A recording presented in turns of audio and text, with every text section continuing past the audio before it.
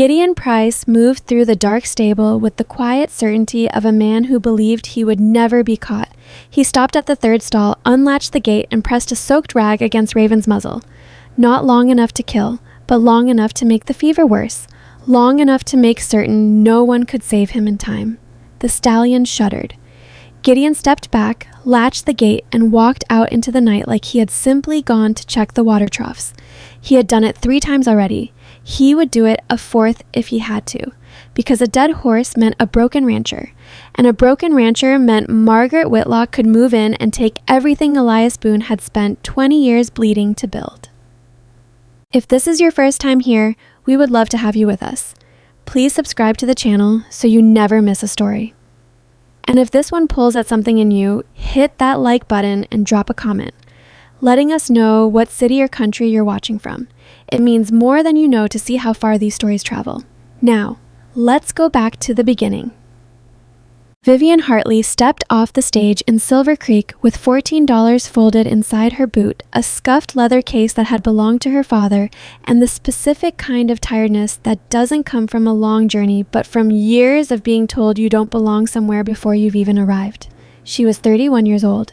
She had dark brown hair she kept pinned back because loose hair was impractical, and brown eyes that people sometimes found unsettling because they didn't look away when they probably should have. She was not a small woman. She had her mother's wide shoulders and her father's steady hands. And she had learned early that some people decided things about her the moment she walked into a room before she had said a word. Silver Creek decided things quickly. It was that kind of town. The main street ran straight and dusty between 2 rows of wooden buildings that had been thrown up fast and repaired poorly. There was a general store, a land office, a saloon that doubled as a dining room after 5 o'clock, a telegraph office, and a building with a hand-painted sign that read, Dr. Calhoun, Livestock Medicine and Farriery. The sign was faded. Whoever had painted it hadn't bothered to fix the letters that had started to peel. Vivian stood in front of that sign for a moment, reading it twice, before she picked up her case and pushed the door open. The man behind the counter was somewhere north of 60, heavy-set, with the slow blink of someone who had decided long ago that surprises were not worth his energy. He looked at Vivian the way men in his position often looked at her. A quick inventory that started at her face, moved to her case, and landed on a conclusion before she'd opened her mouth. "Help you?" he said. "I'm looking for work," Vivian said. "Veterinary. I trained under my father for 9 years, and I've been practicing independently for 3. I have references from ranches in Colorado and one in... I don't have work," the man said. "You haven't heard what I'm offering." "Don't need to." He turned back to whatever he'd been doing. "I've got 2 boys that handle the large animal calls. Don't need a 3rd. Vivian did not move. "Are you Dr. Calhoun?" "I am." "Then you know the Boone Ranch has had 3 unexplained horse deaths in the last 8 months. That made him look up. "I heard about it on the stage," Vivian said. 2 of the other passengers were talking. They said Elias Boone is losing animals and nobody can figure out why. She set her case on the counter. "I can figure out why." Calhoun studied her for a long moment. Something moved behind his eyes. Not respect exactly, but something adjacent to it. Caution, maybe. "You're a woman," he said finally. "Yes," Vivian said. "I've been one my whole life. It hasn't stopped me yet." He almost smiled. Then he didn't. Boone doesn't like strangers on his property, particularly not... He paused. "Particularly not women," Vivian finished for him. "I understand. Thank you for your time." She picked up her case and left. She stood on the boardwalk outside and breathed through her nose for a moment, the way her father had taught her when she was 8 years old and a neighbor's boy had laughed at her for trying to splint a dog's broken leg. "You don't cry in front of them," her father had said. "You breathe. Then you go back and you do the thing anyway." Vivian breathed. Then she started asking around town about Elias Boone. What she learned came in pieces, the way information always did in small frontier towns where people were generous with facts and stingy with context. Elias Boone had owned the Double B Ranch for going on 22 years. He had built it from a single parcel of land and a handful of cattle into something substantial, a working cattle ranch with a reputation for good horses. He had a foreman named Gideon Price, who had been with him for 12 years. He had lost his wife 6 years back, a fact that people mentioned in the same flat voice they used to mention the weather, like grief was just another condition of the climate out here. He was private, he was difficult. He did not ask for help and did not welcome it when it arrived uninvited. His prize stallion, a black horse named Raven, had been sick for 4 days. That last part came from a boy sweeping the floor of the general store, who had heard it from a ranch hand who had come in for supplies that morning. "They say old Doc Calhoun already went out and looked," the boy said. "Said there wasn't nothing to do. Said the horse was done." Vivian bought $2 worth of supplies she needed, tucked them into her case alongside the instruments her father had left her, and hired a horse from the livery stable. The man at the livery wanted $4 for a day's rental.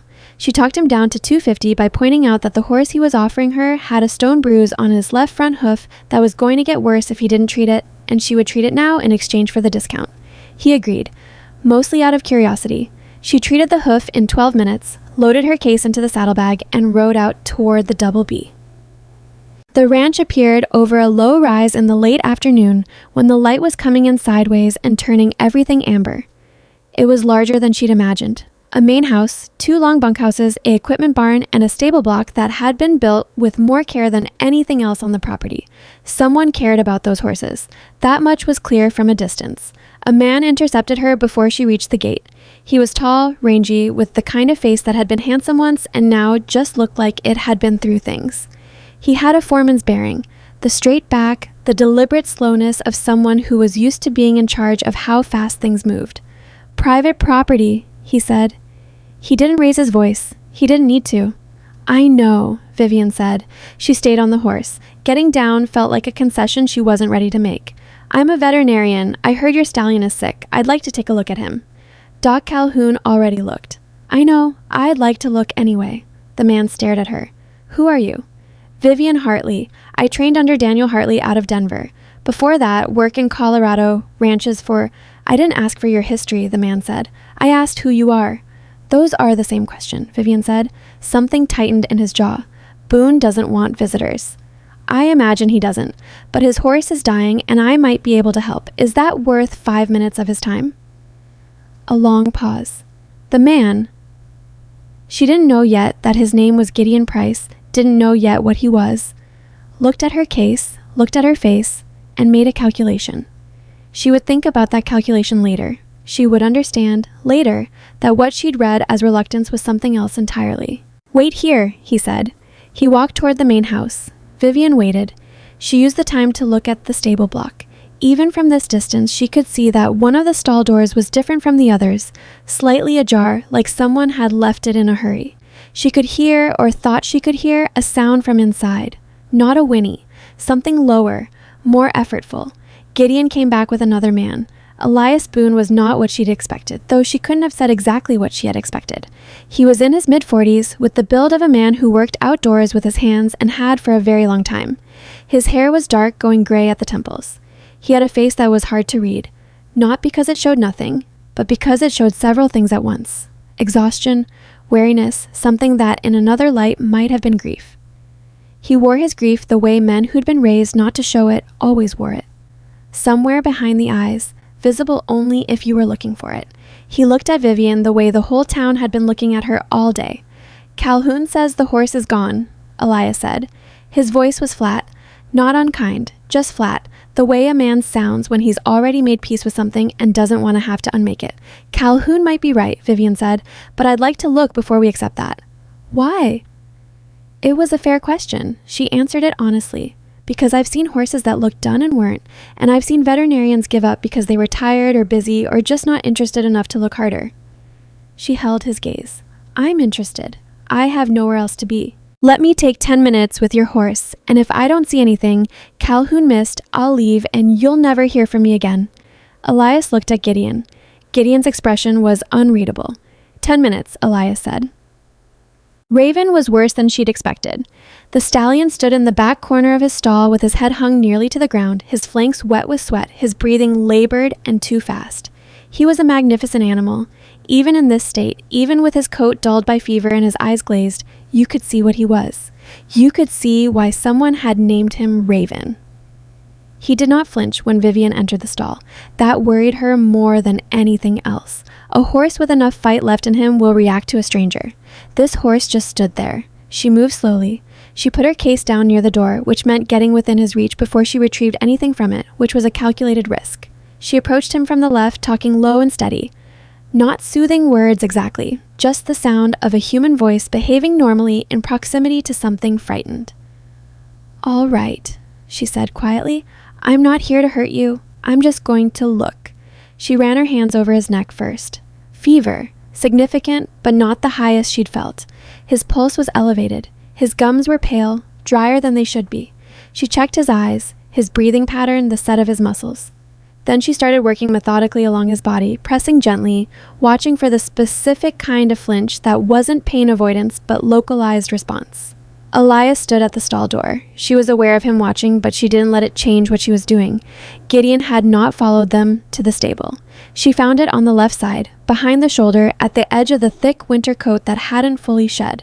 A spot that would be easy to miss if you were doing a standard examination and not pressing deep enough. A spot that was hot to the touch in a way that was different from the general fever heat, concentrated, specific. She pressed. Raven made a sound she hadn't heard him make before. Not a cry, something more restrained, like he was trying not to show it. "I need my case," she said. She retrieved it, opened it, and took out what she needed. She was aware of Elias moving closer. She was aware of the quality of the silence changing. "What is it?" he asked. "There's an abscess," she said. "Deep one, behind the shoulder blade. It's been there for a while, weeks maybe. It's why the fever won't break. His body is fighting it, but it's too deep for him to clear on his own." Silence. "Calhoun didn't find it," Elias said. It wasn't a question. "It's easy to miss," she said, which was true. She didn't add that it was also easy to find if you pressed hard enough and in the right places, which was also true. "Can you do something about it?" Elias asked. Vivian looked at the horse. She looked at the abscess site. She calculated what she'd need and what she had and what the realistic chances were if she did everything right and the horse cooperated and nothing went wrong that she wasn't expecting. "Yes," she said, "but it's going to take time. I'll need to drain it and treat the wound and manage the fever through the night. This isn't a 1-hour fix." Elias was quiet for a moment. "How long?" "Until morning, maybe longer depending on how he responds." "And if it doesn't work?" She looked at him directly. "Then you're no worse off than you are right now." He studied her face. She did not look away. "All right," he said. "What do you need?" She worked. That was the simplest way to describe the next several hours. She worked and the ranch worked around her. Supper was cooked and eaten in the main house. The hands came back from whatever they'd been doing. The evening settled into darkness. And Vivian stayed in the stall and worked. She drained the abscess carefully, which was difficult and which Raven did not enjoy, though he bore it with the patient suffering of an animal that had run out of energy to resist. She cleaned the wound and packed it and began the process of getting fluids into him, which required patience and repetition and the kind of focus that made everything outside the stall, the sounds of the ranch, the wind picking up, the distant talk of the hands, disappear entirely. A young hand came to the stall door sometime around 9 o'clock. He was maybe 17, with a face that hadn't finished deciding what it was going to look like, and he stood there for a minute watching her before he spoke. "You need anything?" he asked. "Water," she said. "Clean water, 2 buckets, and if there's a lamp you're not using, I could use more light." He went and got them. He came back not just with the lamp and the water, but with a tin plate covered with a cloth. He set it on the ground near the stall door without saying anything. "What's that?" she asked. "Cook made extra," he said. He shrugged, like it embarrassed him to have done something considerate. "Figured you hadn't eaten." She hadn't. She realized that now. "Thank you," she said. "Name's Nate," he said. "Vivian." He nodded. He seemed like he wanted to say something else. "You really think you can help him?" She looked at Raven, who was standing a little less like he was about to fall over, which was something. "I think so," she said. "I think there's a reasonable chance." Calhoun said he was done. "Calhoun might have been having a bad day," Vivian said. "It happens to everybody." Nate almost smiled. "Gideon says you're wasting Mr. Boone's time." She kept her voice neutral. "What do you think?" The boy considered this seriously, the way some people his age still could. "I think Raven's still standing," he said. "That's more than he was doing this morning." "Then we're ahead," she said. Nate stayed, not in the way, just nearby, sitting on an overturned bucket outside the stall, quiet enough that she mostly forgot he was there, which was the right way to help someone who was working. You didn't crowd them, you didn't ask questions, you just stayed close enough that they weren't alone. Midnight came and went. Raven's fever hadn't broken, but it hadn't climbed either. Vivian monitored his temperature every hour, adjusted what she was doing based on what she found, and talked to him in the low voice she used when she was concentrating. Not narrating exactly, more like thinking out loud. "You're not done," she told him. "I know you feel like you're done, but you're not." He didn't respond to this, obviously. He was a horse. But somewhere around 2 in the morning, he shifted his weight, a small thing, almost nothing, and put his nose against her arm. Not asking for anything, just making contact. Vivian held very still. She had learned from her father that you did not anthropomorphize what you saw in animal behavior. You did not project emotions onto creatures who experienced the world in ways you could not fully understand. You watched, you observed, you responded to what was actually there. But she had also learned, in 9 years of watching her father work and 3 years of working on her own, that horses knew things. They could feel the difference between a person who was afraid of them and a person who wasn't. They could tell somehow when the hands on them were trying to help. She put her hand against his neck. "Hang on," she said quietly. Around 3 in the morning, Gideon Price came to the stable. She heard him before she saw him. Footsteps that stopped just outside the door, a pause, then came inside. He stopped outside the stall. He looked at Raven, then at her, with an expression that was difficult to parse. "You're still here," he said. "I said I'd stay until morning." "Most people say things," Gideon said. She looked up at him. In the lamplight, his face was harder to read than it had been in daylight. "Most people," she agreed. "What can I do for you, Mr. Price?" He was quiet for a moment, just checking on the horse. "He's stable," she said. "Fever's holding. Wound looks clean. I'm cautiously hopeful." He nodded slowly. He looked at Raven again, and for just a moment something crossed his face that she couldn't identify. Not concern for the horse. Something else. Calculation, maybe. She would think about that look later. "Boone's going to ask you to leave in the morning," Gideon said. "We'll see," she said. "He doesn't keep strangers on. Especially—" "I know," she said. "Thank you for the warning." He left. Vivian watched the empty doorway for a moment, then she turned back to Raven. The sky outside the stable door was just beginning to separate from gray to something lighter when Raven raised his head.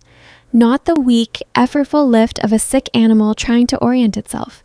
A real raise, alert, ears forward, eyes less glazed than they'd been all night. Vivian was half asleep against the stall wall. She came awake fast, the way people do when they've trained themselves to sleep light. She sat up. She looked at the horse. Raven looked back at her. She took his temperature. The fever had broken. Not dramatically. It wasn't the kind of thing that announced itself with any fanfare. The number was simply lower than it had been, measurably lower, enough lower that it meant something. "There you are," she said. She offered him water.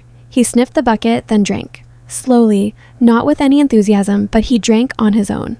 Nate woke up from where he'd fallen asleep on the bucket outside the stall.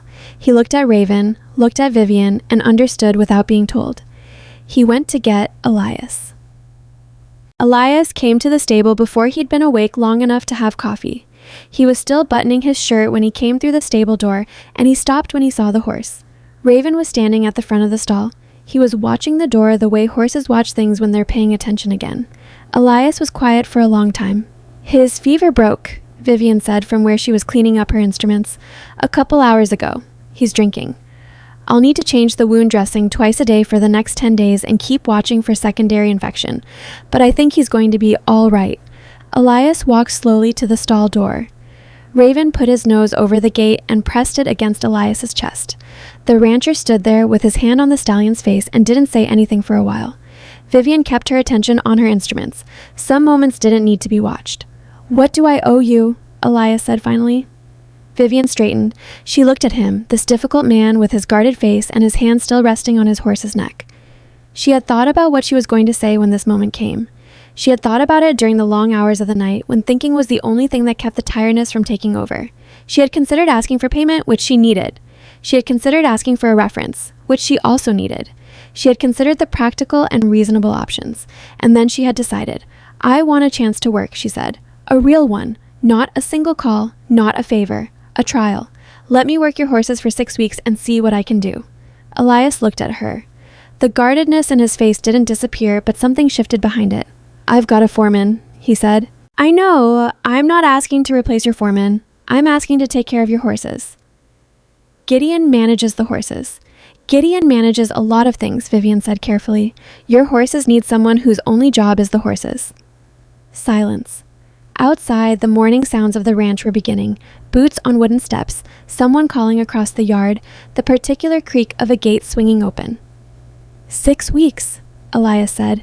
6 weeks. You don't work out, you're gone. No argument. Agreed. He looked at her for a moment longer. Then he nodded once and walked out of the stable. Vivian leaned against the stall wall and let out a slow breath. Raven turned his head and pressed his enormous nose against her shoulder. She was so tired she could have slept standing up like the horse beside her. Her hands ached. Her back was a conversation she didn't want to have. She smelled like antiseptic and horse sweat and the particular staleness of a night spent awake indoors. She didn't care. She had been given a chance. What she didn't know yet, what none of them knew yet, was that Gideon Price had been in the stable the night before for a reason that had nothing to do with checking on Raven. What she didn't know was that the abscess had been there for 6 weeks, not because it had been missed, but because certain things had been done in the dark to make sure it stayed hidden until it was too late. What she didn't know was that she had just walked into something much larger than a sick horse, and that the man who had done it was already watching her from across the yard, working out what to do about the fact that she was still here. Vivian slept 3 hours on a cot that Nate dragged into the tack room without being asked, and when she woke up, the sun was already high and her back felt like someone had spent the night folding her in the wrong direction. She lay still for a moment, staring at the wooden ceiling, listening to the sounds of the ranch, Boots' voices, the distant complaint of a gate hinge that needed oil. Then she got up, washed her face with water from the bucket near the door, and went to check on Raven. He was eating. Not enthusiastically and not much, but he had his nose in the hay and he was pulling at it with the slow, deliberate focus of an animal that had decided it might want to stay alive after all. Vivian stood at the stall door and watched him for a long moment. In all the years she'd been doing this work, first alongside her father, then alone, in ranch after ranch across 2 territories, she had never fully gotten used to the particular quality of relief that came with watching something survive that wasn't supposed to. She changed his wound dressing. He tolerated it better than the night before, which was a good sign. She took his temperature, noted it in the small journal she kept in her vest pocket, and refilled his water bucket. Nate appeared at the stable door while she was finishing up. "Cook's got coffee," he said, "and biscuits if you're quick. The hands eat them fast. I'll be there in a minute." She wasn't quick enough for the biscuits. But there was coffee, thick and dark, the way it got when it had been sitting since before dawn, and she drank it standing at the edge of the cook shack's porch while the ranch hands moved around her with the particular indifference of men who had decided she was either going to prove herself or not, and didn't see much point in forming an opinion before that happened. One of them did not share that indifference. Gideon Price sat at the end of the long table inside the cook shack, and though he didn't look at her directly, she was aware of him the way you're aware of weather coming in from the west. Not seeing it yet, but feeling the shift in the air. She drank her coffee and didn't look back. Elias came out of the main house mid-morning and found her in the corral with a roan mare that had been favoring her right rear leg. Vivian was crouched in the dirt with the mare's hoof in her lap, working a small pick along the edge of the shoe. He stopped at the fence rail and watched for a moment. "I didn't ask you to do that." "No," she agreed, "but she's been compensating for 3 days from the look of her stride, and if you leave it another week, she'll start throwing the other hip out, trying to balance." She freed a small stone from the groove near the frog, showed it to him briefly, then set the hoof down. Nothing serious, but it would have been. Elias leaned on the rail. He looked at the mare, then at Vivian. "The trial starts today," he said, "not yesterday." "Understood. Meaning I'm not counting last night toward the 6 weeks." She stood up and brushed the dirt from her knees. "That's fair. And I need to be clear about something." His voice didn't change in tone or volume, but there was something in it now that hadn't been there before. Not unfriendly, but direct, the way a man is direct when he's spent too long dealing with indirect things. "You report to me, not to Gideon, not around Gideon, to me. If you find something wrong with an animal, you come to me first." Vivian looked at him. "Is there a reason you're telling me that?" "I'm telling you how the ranch runs." "All right," she said. He nodded once and left. She stood in the corral with the roan mare blowing softly against her shoulder and thought about the particular way Elias had said Gideon's name, like it was a word he was careful with, like a stone he set down deliberately rather than dropped. She thought about Gideon standing in the stable at 3 a.m, watching her work. She went back to work herself. The first week of the trial was harder than the second, not because the work was difficult, but because she was being watched. Not openly. No one stood in her way or challenged her directly, but she felt it in the quality of the silences around her. The way conversation stopped when she walked into the stable.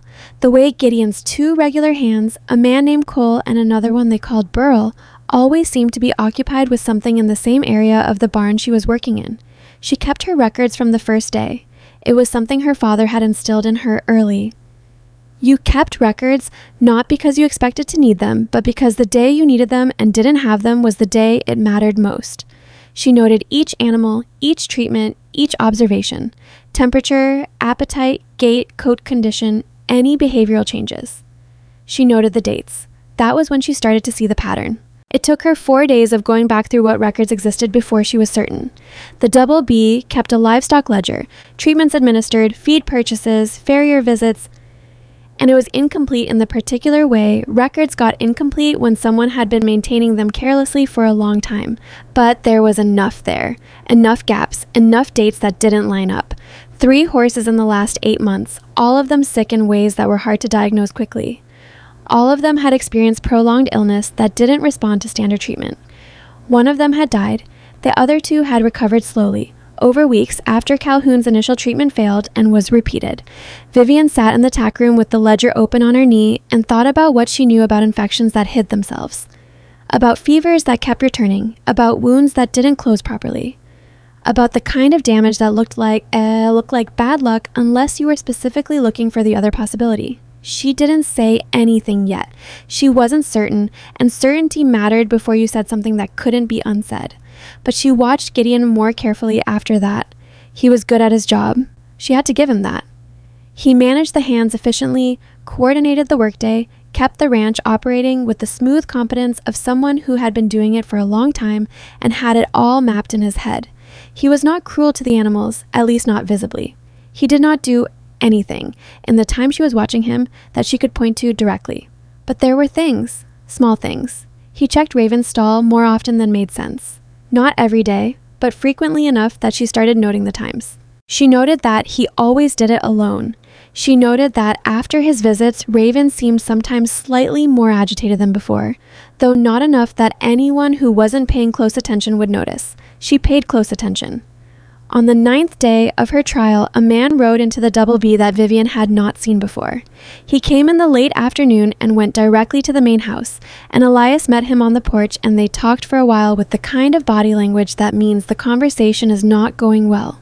The man left before supper. She asked Nate about it that evening while they were checking on the horses together. Who was the man that came this afternoon? Nate hesitated. He had the particular hesitation of someone who knows something and isn't sure if sharing it is wise. Lawyer, he said finally, from the territory office. What does a territory lawyer want with the Double B? Nate glanced toward the main house. There's a woman, he said. Mrs. Whitlock, Margaret Whitlock. She owns the cattle operation about 12 miles east of here. She's been claiming for about 6 months that some of Mr. Boone's southern pasture actually belongs to her. Says the original survey was wrong. Is it wrong? Everybody around here thinks the survey's fine. The land's been Boone's for over 20 years. He shrugged. But she's got money, and she's got lawyers, and she keeps pushing. Vivian thought about that. What does she want with the southern pasture specifically? Water, Nate said simply. There's a spring on it. Only reliable water source for 3 miles in any direction. Her land runs dry in summer. She needs that water for her cattle. Vivian was quiet for a moment. And Gideon? She said carefully. How long has he worked here? Nate looked at her. He was 17 and not stupid. He understood that the question wasn't casual. 12 years, he said. Before Mrs. Boone died. Before all of it. And does he know Mrs. Whitlock? A longer pause this time. I don't know, Nate said. But the way he said it meant that he had wondered. Vivian nodded and changed the subject and didn't bring it up again that night. She needed to know more before she said anything to anyone. And she needed to know it from observation rather than speculation. Speculation was how you got people in trouble they didn't deserve. She had seen that happen too. The trigger came on the 12th day. She was in the far corner of the stable, checking on a young gelding that had been off his feed, when she heard voices from the other side of the partition wall. She had not announced herself when she came in. She had gone in through the side door that came off the equipment yard, because the main stable doors had been stiff all morning and she hadn't wanted to fight them. She recognized Gideon's voice first. Needs more time. She's asking questions.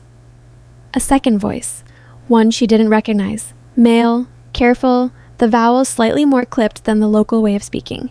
Someone from somewhere else. Mrs. Whitlock doesn't have more time, the second voice said. The territory office sent a surveyor. He's coming at the end of the month. I know when the surveyor's coming.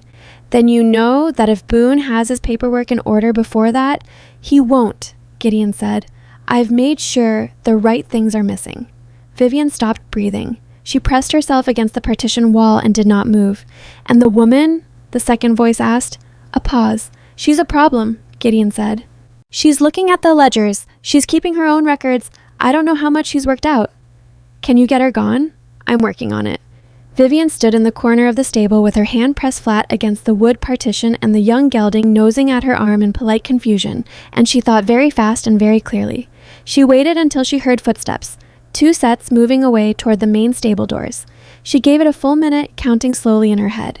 Then she moved. She went to the tack room. She opened her father's veterinary case, which she kept locked with a small padlock that she wore the key to around her wrist, and she took out the ledger copies she'd made in the past 12 days. She had been copying the relevant pages in the evenings by lamplight in the tack room with the door closed, partly because her father had taught her to keep copies of records and partly because something had felt wrong here from the first day and she had learned to trust that feeling even when she couldn't name it yet. She put the copies at the bottom of the case, beneath her instruments. Then she went out to find Raven's stall and change his wound dressing, because if Gideon or his friend happened to come back through, she needed to look like she had been doing exactly that for the past half hour. Raven had improved enough in the past 10 days that he tolerated the dressing changes without being restrained. He stood with his chin resting on her shoulder while she worked, which she found both touching and slightly inconvenient, since it made it harder to reach the site of the wound. I know, she murmured. I'm working on it. Move your head. He moved his head approximately 2 inches and then put it back. She finished the dressing and stood with her hand on his neck for a moment, thinking about what she'd heard and what it meant and what she was going to do about it. She needed to tell Elias. The problem was she needed to tell Elias without telling him in a way that could be easily dismissed or complicated by the fact that she had no proof beyond what she'd heard through a partition wall, and a foreman of 12 years standing was going to carry more weight with a rancher than a woman who had been there for 12 days. She knew that. She had run into that specific wall enough times in enough places to know its dimensions by feel. She needed to be careful. She needed to be smart. And she needed to find out what paperwork was missing. That afternoon, she went to Elias and told him she needed to review the ranch's land records to cross-reference dates against the livestock ledger she'd been working from.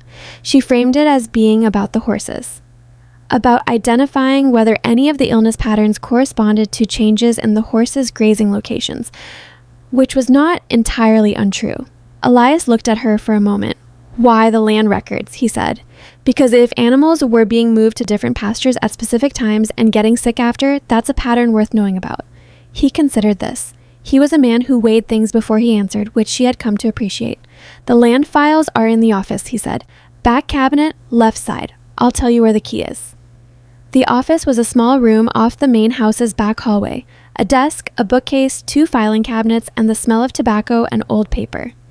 Vivian went through the back cabinet methodically. She knew roughly what she was looking for. The original survey documents that established the Double B's southern boundary, the deeds, any correspondence relating to the water rights on the spring parcel. She found the deeds. They were intact. She found correspondence, several years of it, relating to the ordinary business of the ranch. She found the original territorial land grant, creased and yellowed, with Elias Boone's name and the date 22 years back. What she did not find was the original survey map. The survey map that would have definitively established the boundary of the southern pasture. The document that, in any territorial dispute about the accuracy of the current survey, would be the primary piece of evidence Elias needed. She looked through the cabinet twice. She checked the other cabinet. She checked the desk drawers. It was gone. She stood in the middle of the small office and thought about Gideon's voice through the partition wall. I've made sure the right things are missing. She went back to Raven's stall and sat on the bucket that Nate had started leaving there as if it were naturally her bucket now. And she thought about what she was going to do. She could go to Elias tonight, tell him what she'd heard, tell him the survey map was gone, and let him deal with it. That was the straightforward approach. The problem was that Gideon had 12 years of trust behind him, and she had 12 days, and she knew from experience how that arithmetic worked. Elias might believe her. He might not. And if he didn't, and if Gideon found out she'd gone to Elias, she would be gone from the ranch before morning, and whatever was happening here would continue without anyone watching it. She thought about Nate, who had carried her lamp and her water and a tin plate of food without being asked, and who had stayed all night on an overturned bucket because he didn't want her to be alone. She thought about what happened to places like this ranch when the wrong person got their hands on the water supply. She went to Elias that evening, not with what she'd heard, not yet, with a question. She found him on the front porch as the light was going down, and she sat in the second chair without being invited to, which she knew was presumptuous and did it anyway. The original survey map, she said. The one establishing your southern boundary. Where would that normally be kept? He looked at her sideways. Back cabinet, land files. It's not there. He was quiet. Then, what do you mean it's not there? I mean, I went through that cabinet twice, and it isn't there. Neither is the survey correspondence from the year you filed the original land claim. She paused. When did you last look at those files? I don't look at them, he said. No reason to. They're established. They were established, she said. He sat very still. She could see him working through it. The implication, the timing, the connection to the territorial lawyer who had ridden out here 9 days ago. Gideon manages the office, Elias said slowly. I know, Vivian said. Another silence, a longer one. You're saying something, he said. Say it plainly. She did. Not everything. Not what she'd heard through the partition wall, not the full shape of what she'd worked out, because she was still not certain enough and she was too careful to overreach. But she told him the documents were missing, and she told him that the timing and the territorial survey coming at the end of the month, the ongoing land dispute, the missing paperwork, was not a coincidence she was comfortable explaining any other way. She told him she thought he needed to know. Elias sat on his porch for a long time after she finished, looking out at the dark shape of his land in the failing light. 12 years. He said finally, not to her, to the dark. I know, she said. He's been with me since before. He stopped. She waited. Since before my wife died, he finished. He was there for all of it. Vivian did not say anything. There was nothing useful to say. Betrayal that came from long trust was its own kind of injury, and it didn't need commentary. I need proof, Elias said. I'm not. He stopped again. I won't go at him without proof. I understand. Can you get it? She looked at him. The question was direct in the way she had come to understand Elias Boone was direct. He was asking her to do something dangerous, and he was asking it without dressing it up as anything else. I'm working on it, she said. She went back to the stable. She checked on Raven. He was doing well enough now that in another week he might be able to go into the small paddock for short periods, which was the next stage of his recovery. His coat was starting to come back. His eyes were clear. She sat with him in the late quiet of the stable and went through her notes, looking for the things she'd been building toward without quite knowing it. The pattern in the ledger dates, the timing of the illnesses, the gaps in the records that corresponded when she lined them up with the moments when the land dispute had escalated. She had almost everything she needed. What she needed now was something she hadn't gotten yet. She needed to know where the missing documents had gone, because missing didn't mean destroyed.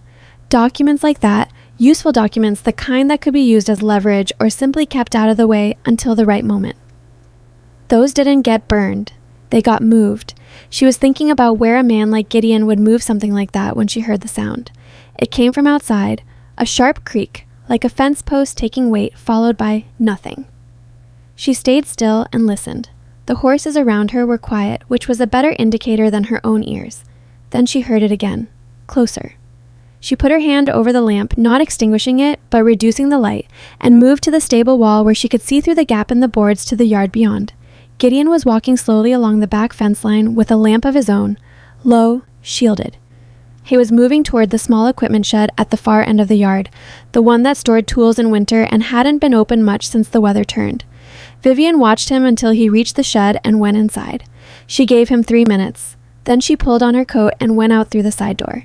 The equipment shed was padlocked, but the padlock was on the inside, which meant Gideon had a key. She stood outside the door in the dark and listened. She could hear him moving around inside, the scrape of something heavy being dragged across the floor. She was not going to be able to go in there tonight. Not without him knowing she'd been there. But she knew now where he went, and she knew what he'd been doing there, and she had enough to make a reasonable case about where the missing documents might be. She went back to the stable. She took out her journal and wrote down the time and what she'd seen, exactly as she'd seen it, without interpretation. Then she put the journal away, checked Raven one last time, and lay down on the cot in the tack room. She did not sleep for a long time. She was thinking about timing. about the territorial surveyor coming at the end of the month, about what Gideon and Margaret Whitlock needed to happen before then, and she was thinking about something Nate had said to her on the first night, when she was exhausted and uncertain and halfway to convincing herself she'd made a mistake coming here. "I think Raven's still standing. That's more than he was doing this morning," she had told him. Then we're ahead. She was still ahead, but the margin was thinning and she could feel it. What she didn't know yet, what would change everything in the next 48 hours, was that Gideon had seen her lamp through the stable wall. He had seen it go dim and then bright again, and he had understood what that meant. And when he came out of the equipment shed and looked toward the stable and saw the side door not quite fully closed, he understood that too. He stood in the dark yard for a moment, looking at that door. Then he walked to the main house, knocked on the window of the room where his contact was staying, and told him they needed to move faster than planned. Inside the stable, Raven shifted in his stall, restless in a way he hadn't been all evening. Vivian, half asleep on her cot, heard it. She lay still, listening to the sounds of the ranch around her, and the back of her neck felt cold in a way that had nothing to do with the night air. Something was coming. She just didn't know yet what shape it was going to take. She was up before dawn, not because she'd slept well. She hadn't, but because the cold feeling at the back of her neck had not gone away, and lying on the cot waiting for something to happen felt worse than getting up and doing something about it.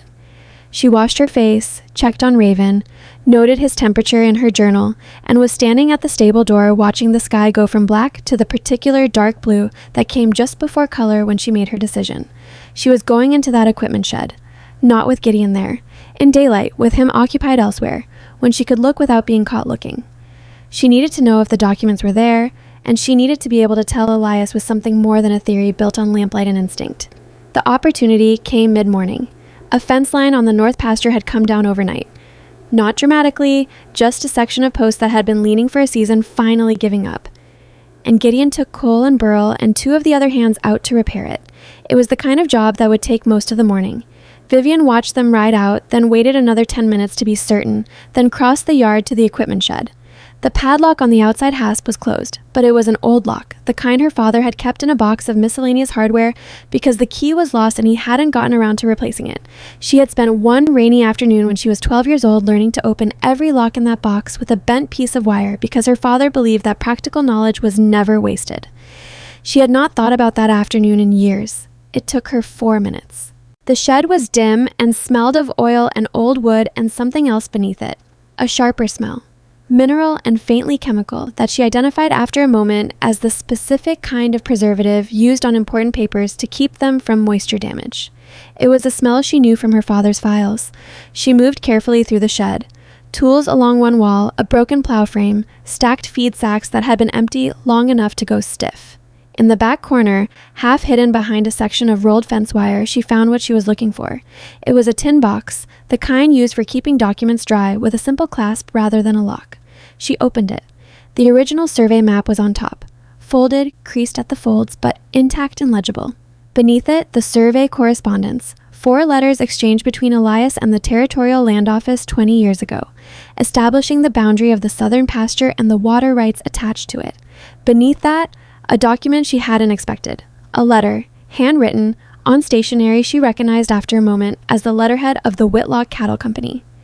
She read it. It was dated 3 months ago. It was addressed to Gideon Price by name. It outlined, in the careful language of a person who understood that what she was proposing was not legal, a payment arrangement, a significant one, in exchange for ensuring that Elias Boone could not produce his land documentation before the territorial survey. It referenced a second payment contingent on the successful transfer of the southern pasture boundary. Margaret Whitlock had signed it herself. Vivian stood in the equipment shed for a moment, holding the letter, and felt the particular weight of having found the thing you were looking for and wishing briefly that you hadn't found it yet, because finding it meant the next part started now, whether you were ready or not. She took the letter, she took the survey map, and the correspondence. She left the tin box where it was with the remaining papers inside, because taking everything would tell Gideon immediately that someone had been in here, and she needed a little more time before that happened.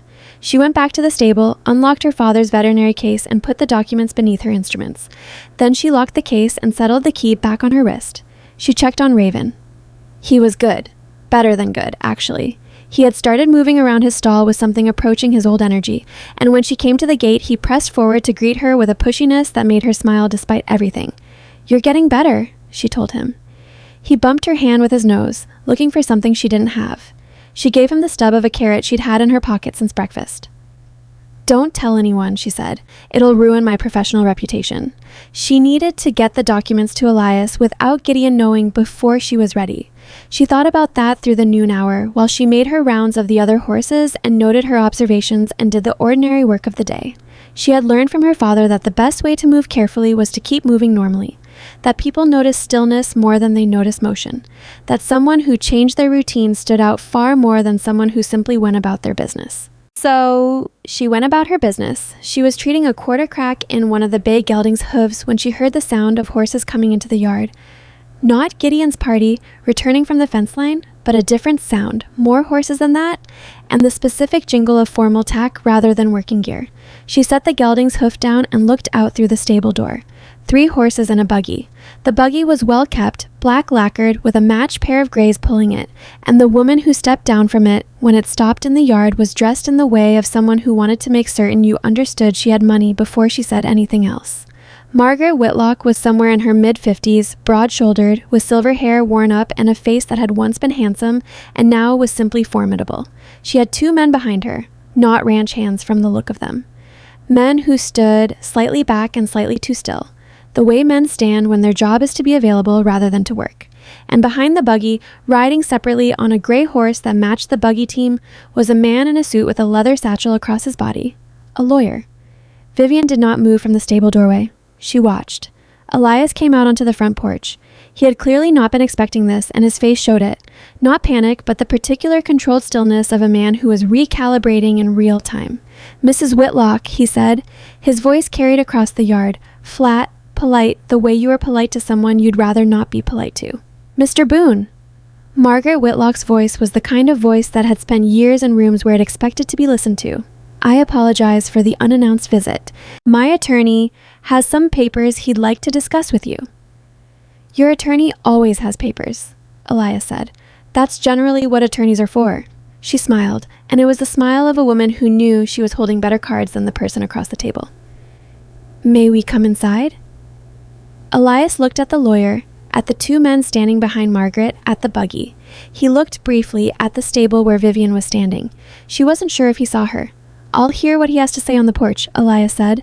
The lawyer, a narrow man with the kind of posture that came from spending too many years hunched over documents, came up the porch steps and opened his satchel. He produced a set of papers and held them out. "We filed a formal boundary challenge with the Territorial Land Office," he said. "Given the upcoming survey at month's end, we've also filed a petition requesting the court suspend any transfer or use of the disputed southern parcel until the survey is completed and reviewed." "The southern parcel is not in dispute," Elias said. He did not take the papers. "That's precisely what the survey will determine," the lawyer said pleasantly. "I have documentation establishing my boundary." "We'd be very interested to review that documentation," Margaret said from the yard. "In fact, if you'd care to share it now, we could—" "My documentation is my business until I choose to share it," Elias said. The lawyer lowered the paper slightly. "Mr. Boone, I want to be straightforward with you. The petition has already been filed. Whether you produce documentation or not, the survey will proceed. And if the survey finds what our research suggests it will find—" "Your research is wrong," Elias said. "Then you have nothing to worry about." Another pleasant smile. "We'll show ourselves out. Please review the petition at your convenience." He set the papers on the porch railing and walked back down the steps. Margaret Whitlock looked at Elias for a moment. Something in her expression was less formidable than it had been a minute ago. Not quite uncertainty, but the awareness that the conversation had not gone exactly as planned. "I've always admired what you've built here, Elias," she said. It was the first time she'd used his first name. It would be a shame to lose part of it over a line on an old map. "I agree," Elias said. "That's why I'm keeping the line where it is." She held his gaze for another moment, then turned and got back into the buggy. Vivian watched the buggy and its outriders go back through the gate and down the road toward town. Then she looked at Elias, still standing on the porch with the filed petition in his hand. She walked across the yard. He looked up when he heard her coming. "You saw that?" "Yes." "The survey map," he said. "I need it." "I know." She kept her voice low. "Come to the stable." He followed her. She unlocked her father's case and took out the survey map, the correspondence, and the letter. She laid them on the stable workbench. He looked at them in order. He was very still while he read, The way a person is still when what they're reading requires all of their attention. He read the letter twice. When he looked up, his face had changed. Not in any dramatic way. Elias Boone was not a man whose face did dramatic things, but there was something behind his eyes that had not been there before. Something that looked less like anger and more like the particular exhaustion that comes from betrayal by someone you trusted enough to stop watching. 12 years, he said again. The same words he'd used on the porch 2 nights ago, in the dark. I'm sorry, Vivian said. He didn't respond to that. He looked at the letter again. This is enough, he said. For the territorial office. This is more than enough.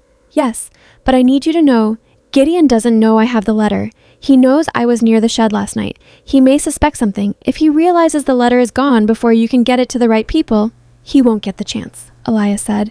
His voice had gone very quiet, quieter than she'd heard it before. It was the voice of a man who had made a decision and was now simply executing it. Where is he? Elias said. North fence. He's been out there since this morning. Elias folded the letter carefully. He put the survey documents inside his jacket. I'm going to ride to town this afternoon and file these with the land office before the close of business. I want you to stay with the horses. All of them. Don't let Gideon near Raven's stall when he comes back. And if he asks why, Elias looked at her. Tell him I said so. He went to saddle his own horse. Vivian stayed in the stable and tried to feel relieved, but couldn't quite get there. She kept thinking about the way Gideon had looked at her through the stable wall that first night. The calculation in it. The fact that a man who had been careful for 12 years was not going to stop. Being careful simply because things had started to go wrong. She was thinking about that when Nate came in through the side door, moving fast, with the specific look on his face of someone who has seen something they need to report. Gideon's back, he said. Him and Cole and Burl. They came in the back way through the south paddock. I don't know why they came in that way. The fence on the north... They didn't go to the north fence, Vivian said. What? She was already moving. Find Mr. Boone. He's at the main barn saddling up. Tell him Gideon is back. Tell him now. Nate went at a run. Vivian locked her father's case, checked that the documents were gone, Elias had taken them, they were safe, and went to stand at Raven's stall gate. The stallion was calm. She put her hand on his neck and kept it there and watched the stable door. Gideon came in 2 minutes later. He did not look surprised to see her, which told her something. He looked at her, and then at her locked case, and then at her hand on Raven's stall gate, and the calculation she had seen in him before was working visibly behind his eyes now, less hidden than it used to be. Hartley, he said. Price, she said. You've been in the equipment shed. It wasn't a question, so she didn't treat it like one. You've been coming in through the south paddock, she said. The north fence must have fixed itself. He stopped in the middle of the stable. He was about 8 feet from her. She was aware of her own heartbeat in a way she tried not to be aware of things like that, because it didn't help. Whatever you think you found, Gideon said, it's not what you think it is. I found what was in the tin box in the equipment shed, she said. Some of it's still there, if you want to check. Something moved in his face. Not quite fear. More like the moment when a man realizes the game he's been playing has changed and he hasn't fully caught up to the new rules yet. You don't know what you've walked into, he said. I know exactly what I've walked into, she said. The question is whether you know what you've walked out of. I took a step toward her. Elias came through the stable door. He had not finished saddling his horse. He had come the moment Nate found him, and he was still carrying the saddle blanket in one hand, and his face had the quality of a sky just before a storm. Not the storm itself, but the particular stillness that preceded it. Gideon stopped. The 3 of them stood in the stable in a silence that had weight to it. Outside, somewhere across the yard, Cole and Burl were doing something. She could hear movement, but they were outside, and this was inside, and what was happening in here was between these 3 people. Elias, Gideon said. His voice had changed. The foreman's authority had drained out of it, and what was underneath was something older and more uncertain. Whatever she told you, she didn't tell me anything I didn't already see with my own eyes, Elias said. He reached into his jacket and took out the letter. He held it up. Your handwriting is on the envelope, Gideon. Even if you didn't write the letter, you addressed it. You kept it. Gideon looked at the letter and did not say anything. 12 years, Elias said. His voice was still quiet, still that particular quietness. 12 years you've been on this land. You were at my wife's funeral. You were here when I almost lost everything the winter of... He stopped. And you sold it. For what? For what she was paying you? You don't understand the position I was in, Gideon said. Then explain it. She came to me 2 years ago. His voice had taken on the flat affect of a man reciting something he'd gone over many times in his own head. She said the land had always been hers by rights, that your grandfather had cheated her father in the original survey. She said she was going to get it back one way or another, and that it would go easier for everyone if someone on the inside helped things along. And you believe that? I believed she was going to do it regardless, and I thought... He stopped. I thought if I helped manage it, I could make sure it didn't... He stopped again. Make sure it didn't what? Elias said. Make sure it didn't cost you anything? Gideon said nothing. The horses, Vivian said. Her voice came out flat and steady, which was what she wanted. The 3 horses that got sick, the ones before Raven. You did that deliberately. Gideon looked at her. For a moment, she thought he was going to deny it. Margaret needed the ranch to look like it was struggling, he said instead, like you couldn't manage it, like it would be better off under different management. She needed the territorial office to think. You nearly killed Raven, Elias said. He wasn't supposed to get that bad. I lost track of... You nearly killed my horse. Elias's voice had not risen. That was somehow worse than if it had. The horse my wife picked out. The horse she named. You nearly killed him for a payment arrangement. Gideon looked at the floor. Vivian exhaled slowly. She became aware that she had been gripping the stall gate hard enough that the wood had left a mark across her palm. She let go. I want him off this land, Elias said. Today, this hour. He looked at Gideon. You take what's yours and you go. I won't go to the territorial office about your part in this. Not today, because I need to focus on getting my documentation filed before that surveyor comes. But if I find out you've said a single word to Margaret Whitlock about what happened here this afternoon, or if you do anything to interfere with what I'm filing, I will hand that letter to the territorial marshal and let him sort out what it means. Do you understand me? Gideon looked up. He had aged somehow in the past 10 minutes. Or maybe she was just seeing him differently now. I understand, he said. Then go. Gideon went. Vivian stood at Raven's stall and listened to his footsteps cross the yard, and then the sound of his bunkhouse door, and then silence. Elias was standing in the middle of the stable with the saddle blanket still in his hand, looking at nothing in particular. I need to get to town, he said finally. Yes, she said. Go. I'll stay here. He looked at her. Something in his expression was different from any way he'd looked at her before. Not softer exactly, but less defended. Like something had been removed that he hadn't known was there. Thank you, he said. Just that. He went to finish saddling his horse. Nate appeared at the side door, looking like he wasn't sure whether it was safe to come in yet. Vivian waved him over. Is it? He started. It's handled, she said. For now. She looked at the boy's face. The relief in it, the question in it, the particular mix of things you felt at 17 when the adults around you turned out to be fallible in ways you'd suspected, but hadn't wanted to confirm. He's gone. Gideon's leaving. Nate was quiet for a moment. He was here for 12 years, he said. Not defending Gideon, just acknowledging the fact of it. I know, she said. What happens now? She looked at Raven, who was watching both of them with his ears forward, alert to the change in the air of the stable the way horses always were alert to things that changed, without understanding exactly what had changed. Mr. Boone goes to the land office, she said, files his documentation. The survey happens at the end of the month and the boundary gets confirmed. She paused. And then we see. And Mrs. Whitlock? Mrs. Whitlock has a signed letter with her name on it proposing something that is not legal, Vivian said. I expect she'll think very carefully before she pushes any further. Nate considered this. And you? He said. What happens to you? She hadn't thought about that part yet. Not specifically, not with the full attention it probably deserved. She had been thinking about the next hour, the next problem, the way she always had. She had not been thinking about what came after the immediate fire was out. I have 3.5 weeks left on my trial, she said. He almost smiled. You think he'd send you away after all this? I think he said 6 weeks and I'm going to finish the 6 weeks, she said. I'm not a person who stops before the job is done. Nate nodded, like this was both completely expected and also somehow exactly right. The rest of the afternoon moved strangely. The flat, slightly unreal quality that came after a crisis when the adrenaline had burned off, but the body hadn't gotten the message yet. Cole and Burl, when they realized Gideon was gone, moved through the yard with the careful unsurprisedness of men who had suspected things for a while and were relieved to have the suspicion resolved. Neither of them said much to her. But Cole, passing the stable door late in the afternoon, stopped long enough to nod at her once in a way that meant more than a nod usually meant. She nodded back.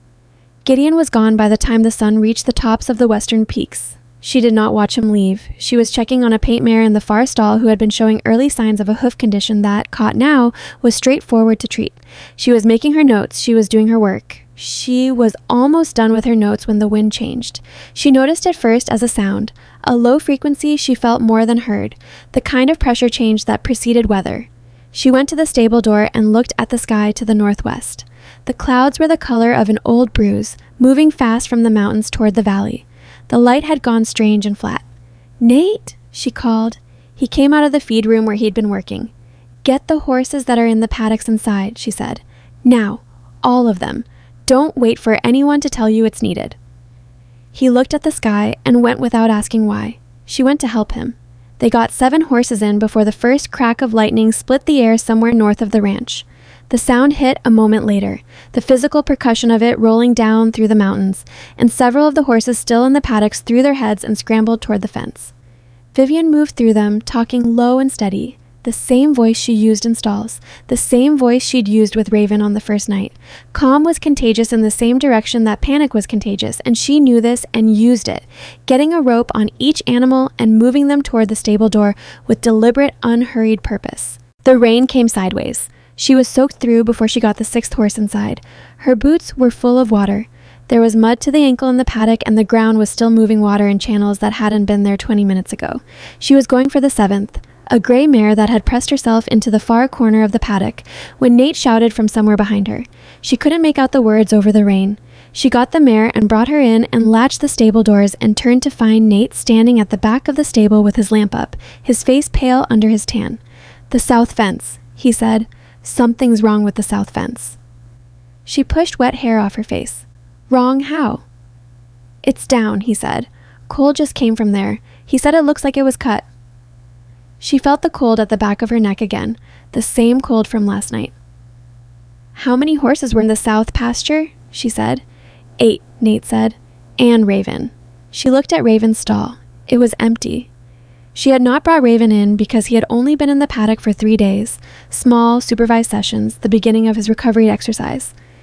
And today she had not put him out because of the footing after last night's rain, and she had assumed he was still in his stall, and she had not checked because she had been moving horses and the rain had come fast, and she had not checked. She was already moving. "Who's got a horse ready?" she said. "Cole's still saddled," Nate said, moving with her toward the door. "Tell him I need his horse, and get a rope. Get several ropes." She stopped at the door and turned back. "Nate, the south pasture goes up into the mountain trail?" "The east edge. Yes." She thought about 8 horses and a recovering stallion loose in the mountain trails in this rain and the dark that was coming faster than the rain. She thought about the cuts. She thought about timing and about a man who had been told he was leaving today and had not tried to argue or bargain, had simply gone. She pushed through the stable door into the storm. Cole's horse was a big buckskin named Drum, steady-tempered and sure-footed, which was what she needed more than speed right now. Vivian got up into the saddle without ceremony and took the ropes. Nate shoved into her hands and pushed Drum through the gate before she'd fully sorted out what she was carrying. The rain hit her like a wall the moment she cleared the ranch yard.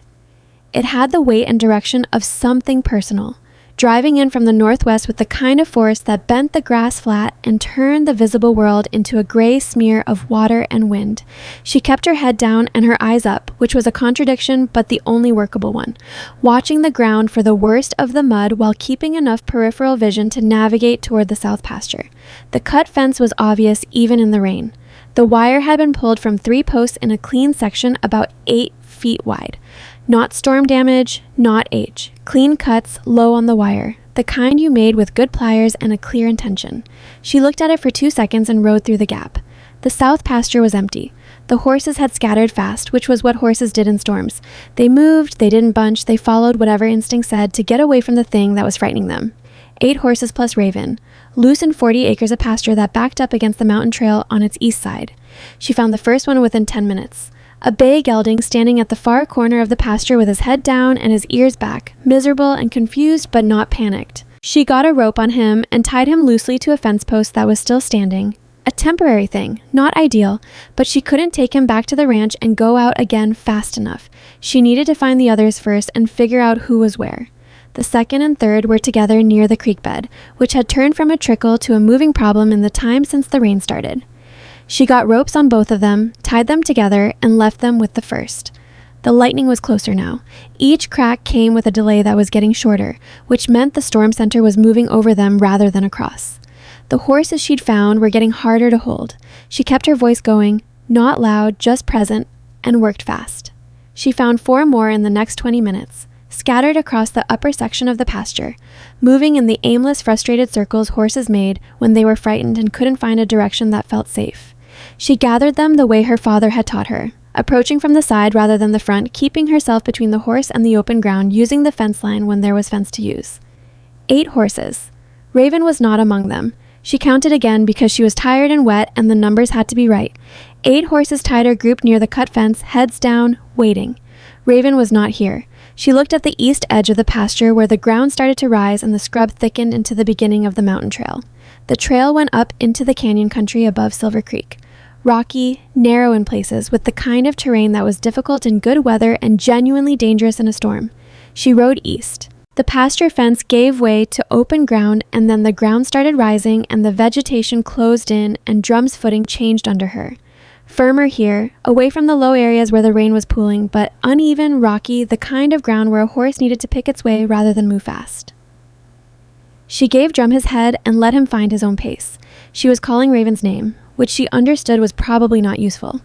He was a horse, not a dog, but she did it anyway because it gave her something to do with her voice, and because the sound of her own voice in the dark and rain was better than the alternative, which was silence and the particular loneliness of being the only person on a mountain trail in a storm looking for a horse that might have gone anywhere.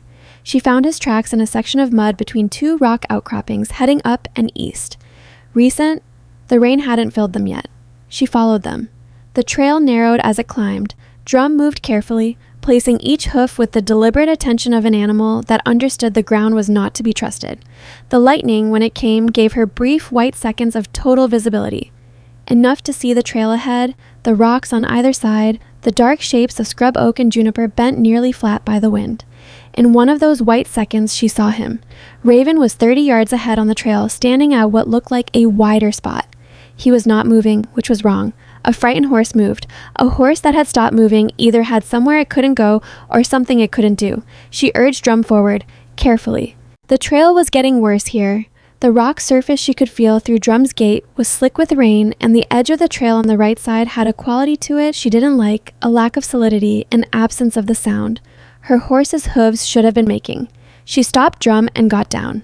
It was easier on foot here, or at least more honest. On foot, your own body told you what the ground was doing rather than having to read it through an animal's reaction. She moved toward Raven with the rope in her hand, keeping to the left side of the trail where the rock was most solid under her boots. When she got close enough, she saw why he'd stopped. The trail ended, or rather, it didn't end, but it changed dramatically and badly. The section of trail ahead had given way. Not tonight, from the storm, but recently. Maybe a week ago, maybe 2, a section of the outer edge had calved off the cliff face and left a gap of about 6 feet where the trail had been. On the other side of the gap, the trail continued. Raven had gone as far as he could go and hit the break in the path and stopped. His front legs were on solid rock. His hind legs were on the section of trail that was still there but not, she understood immediately, entirely reliable. The rain was coming off the cliff face above them in sheets, and the ground at the inner edge of the trail was softening, and what had been a manageable section of broken trail in dry weather was something else right now. She stood very still for a moment and looked at the situation clearly, the way her father had taught her to look at bad situations. See it as it is, not as you wish it were. If he stepped backward, he might make it. The section of trail behind him was more solid. But a spooked horse moving backward on a wet mountain trail in the dark was not a controlled thing. If he stepped forward, he would go into the gap. 6 feet of nothing, and then the cliff face dropping away into the dark. If he stood still and the ground under his hind legs continued to deteriorate, the decision would be made for him. She had 3 ropes. She had no one else. She had Drum tied back around the bend of the trail, which was far enough that she couldn't use him for leverage without leaving Raven unattended, which she was not willing to do. She moved to Raven's left side and put her hand on his neck. He was trembling. Not the fine shiver of cold, but the deep, muscular tremor of an animal that has been frightened long past the point where its body can process the fear cleanly. He turned his head toward her when he felt her hand and pressed his nose against her arm with a pressure that was too hard, urgent, the way animals were urgent when they had run out of other options. "All right," she said. Her voice came out steady. She was grateful for that. "I'm here. I see it. We're going to work it out." She was talking to herself as much as to the horse. She knew that. She clipped one rope to his halter. She ran the other end back along the trail to a juniper that looked rooted deeply enough into the rock to matter and tied it off. Not tight, just a guide. Not something that would hold him if he went, but something that might slow a stumble into something survivable. Then she went back to his head. The ground under his hind legs shifted. Not much. A small thing, a settling. But Raven felt it, and his whole body went rigid in the way horses went rigid just before they bolted, the massive muscles gathering for an explosion that on this trail would be catastrophic. "Hey," she said. Sharp. Not loud because loud was wrong here, but sharp. A single syllable that cut through the noise of the rain, the way a specific sound sometimes cut through everything else. "Hey, look at me." He looked at her. She knew that wasn't quite the right way to describe what a horse did, but he oriented toward her. Ears, eyes, the turn of his head, and the gathering in his muscles paused. She kept her eyes on him and didn't look down. "You know me," she said. "You know my hands. You've had my hands on you for 3 weeks. You know I'm not going to do anything that hurts you." She moved her hands slowly from his neck to the flat of his face, the way she'd done in his stall at 2 a.m. when he'd pressed his nose against her arm. "I need you to trust me for about 30 seconds. That's all. 30 seconds, and then we're going back down the mountain." The ground shifted again. She made the decision. She had been thinking about it since she saw the trail, the forward possibility and the backward one. And she had been thinking about the engineering of it the way her father had taught her to think about animal movement. Which direction does the body want to go? Which direction gives it the most support? Which direction uses the momentum rather than fighting it? Going backward asked Raven to use his hind legs in a complicated way on ground that was failing. It asked him to push against his own instinct, which was to put his weight forward on the more solid front section. Going forward asked something that looked impossible but wasn't, quite, if she did it right. The gap was 6 feet. The trail on the other side was solid. The jump was not far. Not for a horse, not even a horse that had been ill and was still in recovery, not if he was moving and committed and didn't have time to think about it. The problem was getting him committed, getting him moving, getting him to a place where the jump was just the next thing that happened rather than a thing he'd been given time to be afraid of. She unclipped the guide rope from his halter. She coiled it. She kept one hand on his neck and turned to face the same direction he was facing the gap, the dark, the far side of the trail. And she felt him feel that shift in her, the way horses felt when the person beside them changed their orientation. She clicked her tongue once, the sound her father had used, the sound that meant forward. Raven's ears went forward. She clicked again and stepped, pulling him with her, not by the rope, but by the contact between her hand and his neck, the forward lean of her body, the language of movement. He took one step. The ground under his hind legs gave a sound like a breath releasing. She pulled forward and clicked a third time and said, "Come on," in the particular low, urgent voice she used when she needed an animal to make a decision and make it now, and Raven lurched forward, and she moved with him, and she felt the moment of total suspension, both of them in the air, or something close to it. The gap opening and then closing, and then the solid rock of the other side under his hooves. And she was scrambling sideways on the trail to get out from under 800 pounds of landing horse, and her boots went out from under her, and she went down hard on her right side on the wet rock. She lay there for a second. Raven stood on the far side of the gap, all 4 legs on solid trail, breathing in the rough way horses breathed after something frightening. She sat up. She checked her right hand, scraped, bleeding a little from the palm where the rock had taken skin. Her hip would bruise. She had bitten the inside of her cheek when she went down, and the copper taste of blood sat at the back of her throat. She got up. "Good," she told Raven. Her voice came out rough, and she didn't care. "You did good." She looked back at the gap. The section of trail she'd been standing on was still there, but she could see now, with the clarity that came after something was done, that it wouldn't be there long. The inner edge was undermining. A week, maybe less. She needed to get back across. She looked at it differently from this side. The gap was the same 6 feet, but the angles were different. and the approach was better from this direction, and she had momentum that she hadn't had before. She backed up 3 steps, ran, and cleared it with a foot to spare on each side. She stood on the stable side of the gap and breathed for a moment. Then she got the rope on Raven. He stood still for it, too tired and too relieved to be particular, and began walking him back down the mountain. It took 40 minutes to get down the trail in the rain. She didn't try to go fast. Drum was where she'd left him, tied and unhappy about it, and she led both horses through the scrub and back into the south pasture. The other 8 were still where she'd left them, several of them having worked themselves loose, but none having gone far.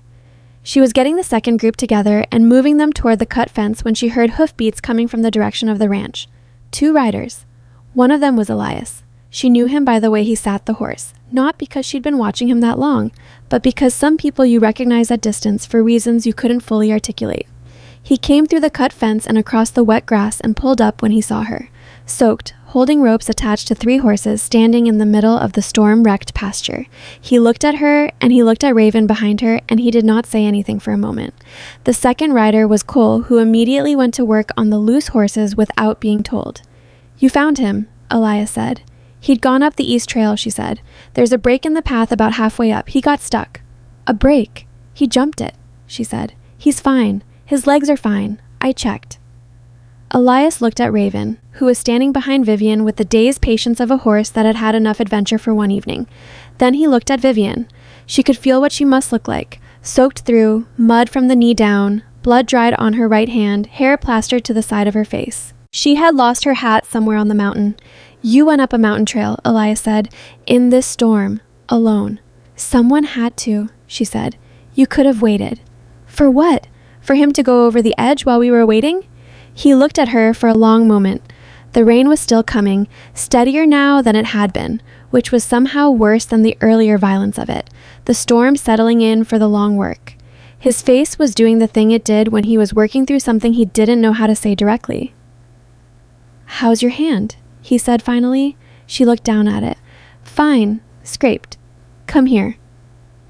She went to where he was on horseback and held up her hand, and he looked at it with the lamp he'd brought, which was mostly a useless exercise since the rain was doing what it was doing and the lamp was fighting a losing battle. But he looked. "You need that cleaned," he said. "I know. When we're back." He nodded. He didn't let go of her wrist right away. His thumb was over the pulse point, which she thought was probably accidental and didn't say anything about. "He cut the fence," Elias said. "Gideon." "I know." "I didn't..."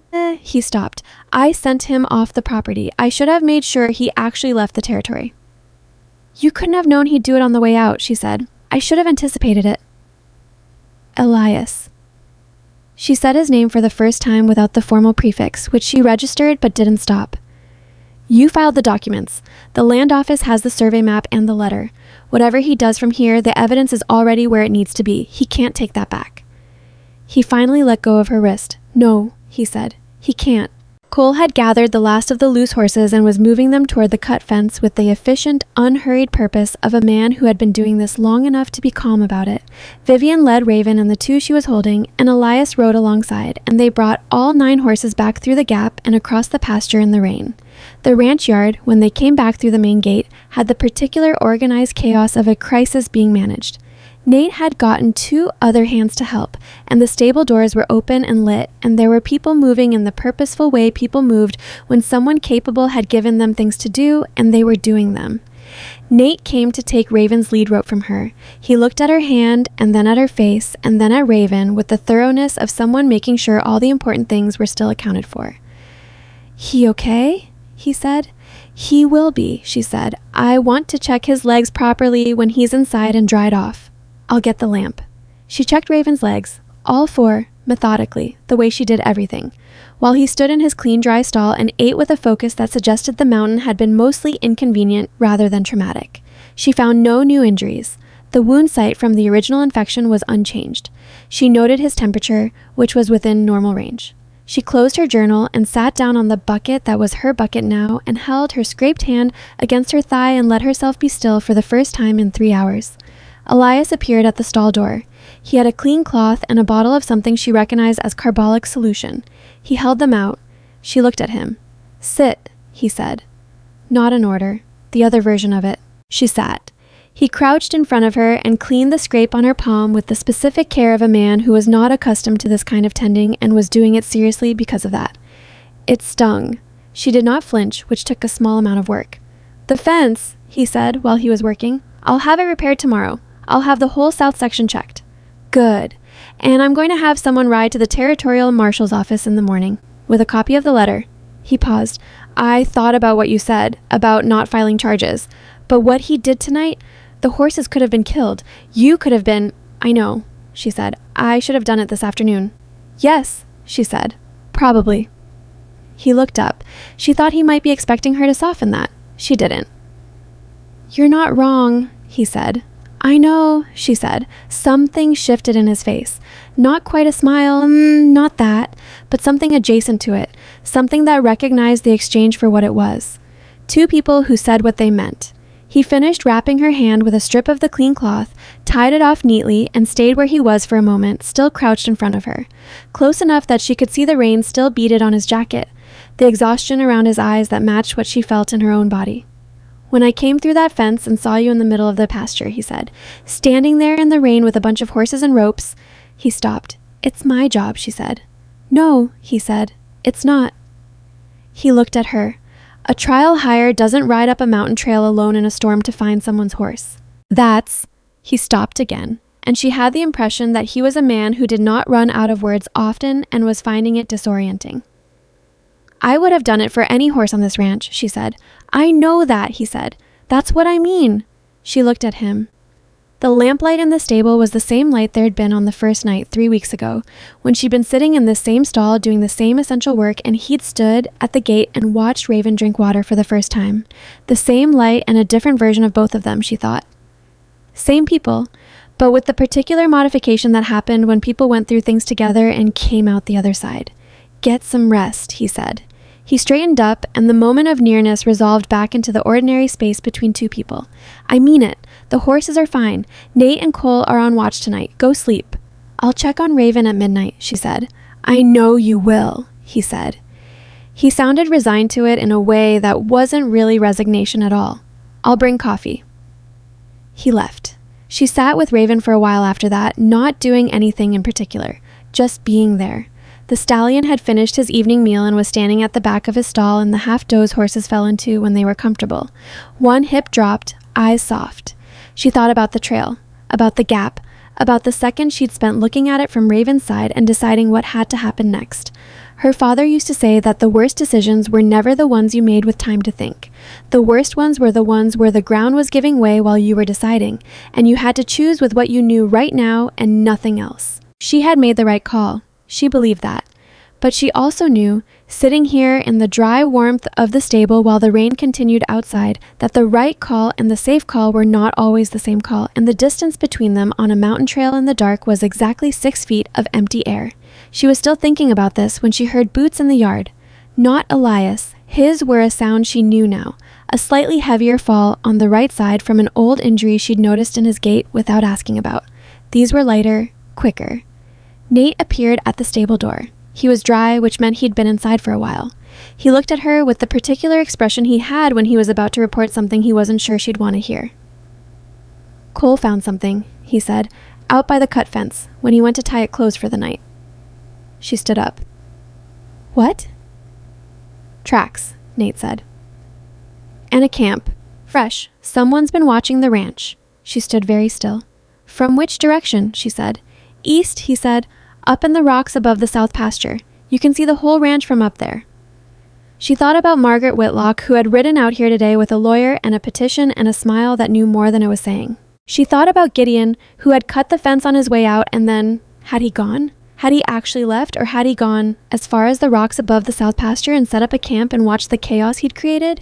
She thought about the fact that the documents were filed now in the Territorial Land Office, but that filing documents and having them matter were two different things, and the distance between them could still be traveled in the wrong direction by the wrong people if they moved fast enough.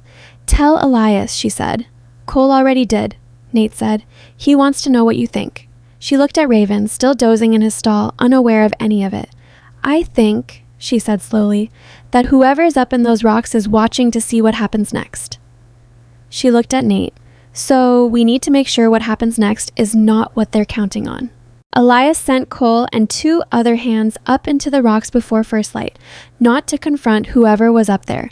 Elias was not a man who sent people toward unknown situations in the dark without knowing what they were walking into, but to watch, to document, to come back with information rather than a problem that had gotten larger.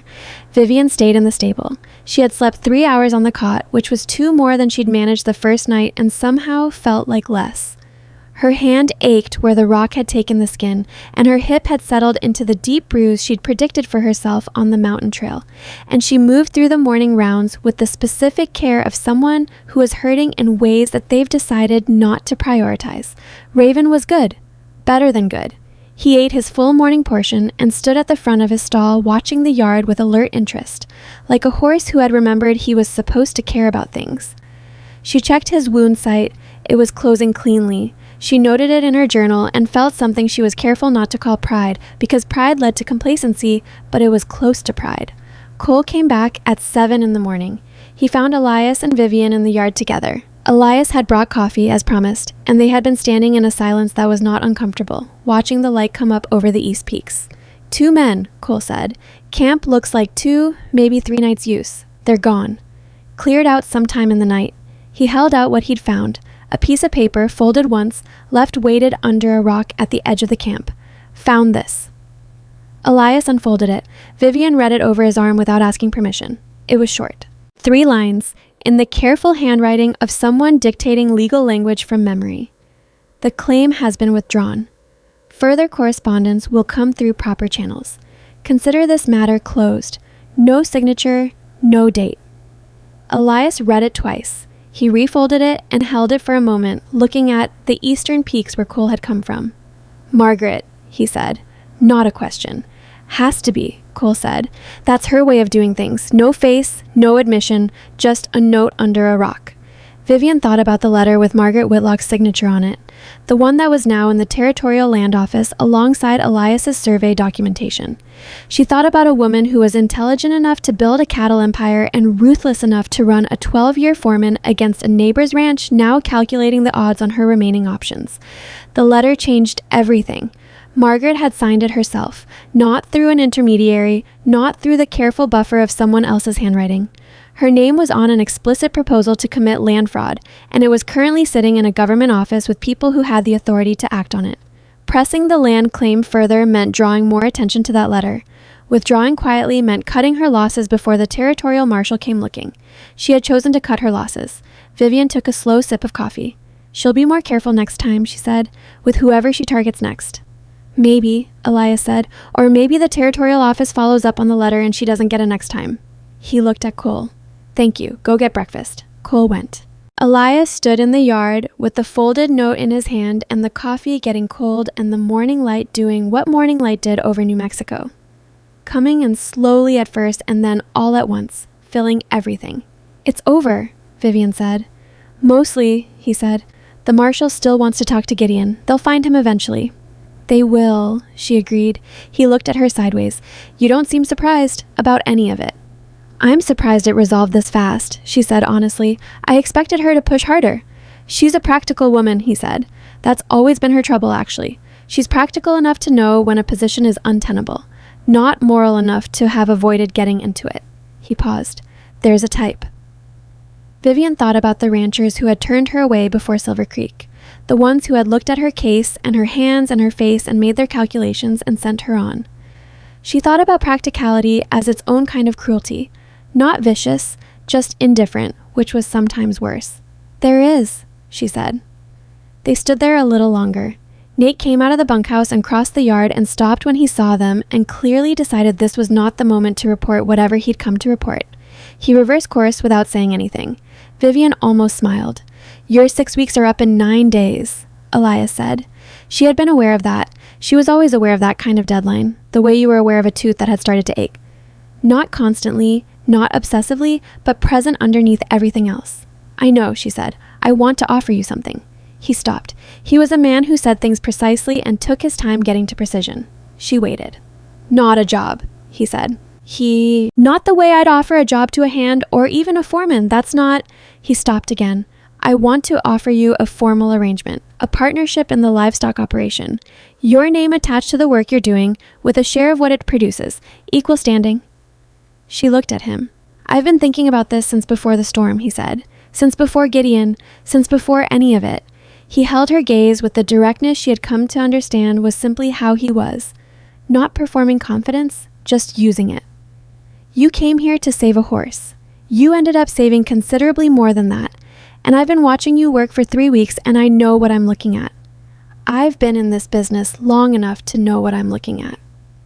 "You've known me for 3 weeks," she said. "I know. I'm aware of how that sounds." "It sounds fast," she said. "It is fast," he said. "I'm not pretending it isn't, but I've also been running this ranch alone for 6 years, and I know what it looks like when something is working and what it looks like when something is missing." He paused. "Both things are true at once. I'm not confused about that." She looked out at the yard, the stable, the paddocks, the particular quality of this land in the morning light. She thought about what she had when she arrived. $14 in her boot and a worn case and a reputation she hadn't made yet. She thought about what belonging felt like, and how long it had been since she'd felt it, and how she'd told herself for a long time that she didn't need it, which was the kind of thing you told yourself when you'd stopped believing it was available. "I need a week to think," she said. "All right," he said. No argument, no pressure. He took her at her word the way she'd noticed he took most things, at face value, without maneuvering. "And I'm finishing the 6 weeks regardless," she said. "Whatever I decide, I don't leave jobs unfinished." "I didn't think you did," he said. He went inside. She finished her coffee and went back to work. The 9 days were different from the days before them, though she would have been hard-pressed to say exactly how. The work was the same, the routine was the same, but something in the atmosphere of the ranch had changed. Not dramatically, not in a way that anyone would have put into words, but present the way pressure changes before a storm or releases after one. Word had gotten around Silver Creek about Gideon. Small towns moved information the way water moved through dry ground, fast and everywhere, and you couldn't quite trace the specific path it took.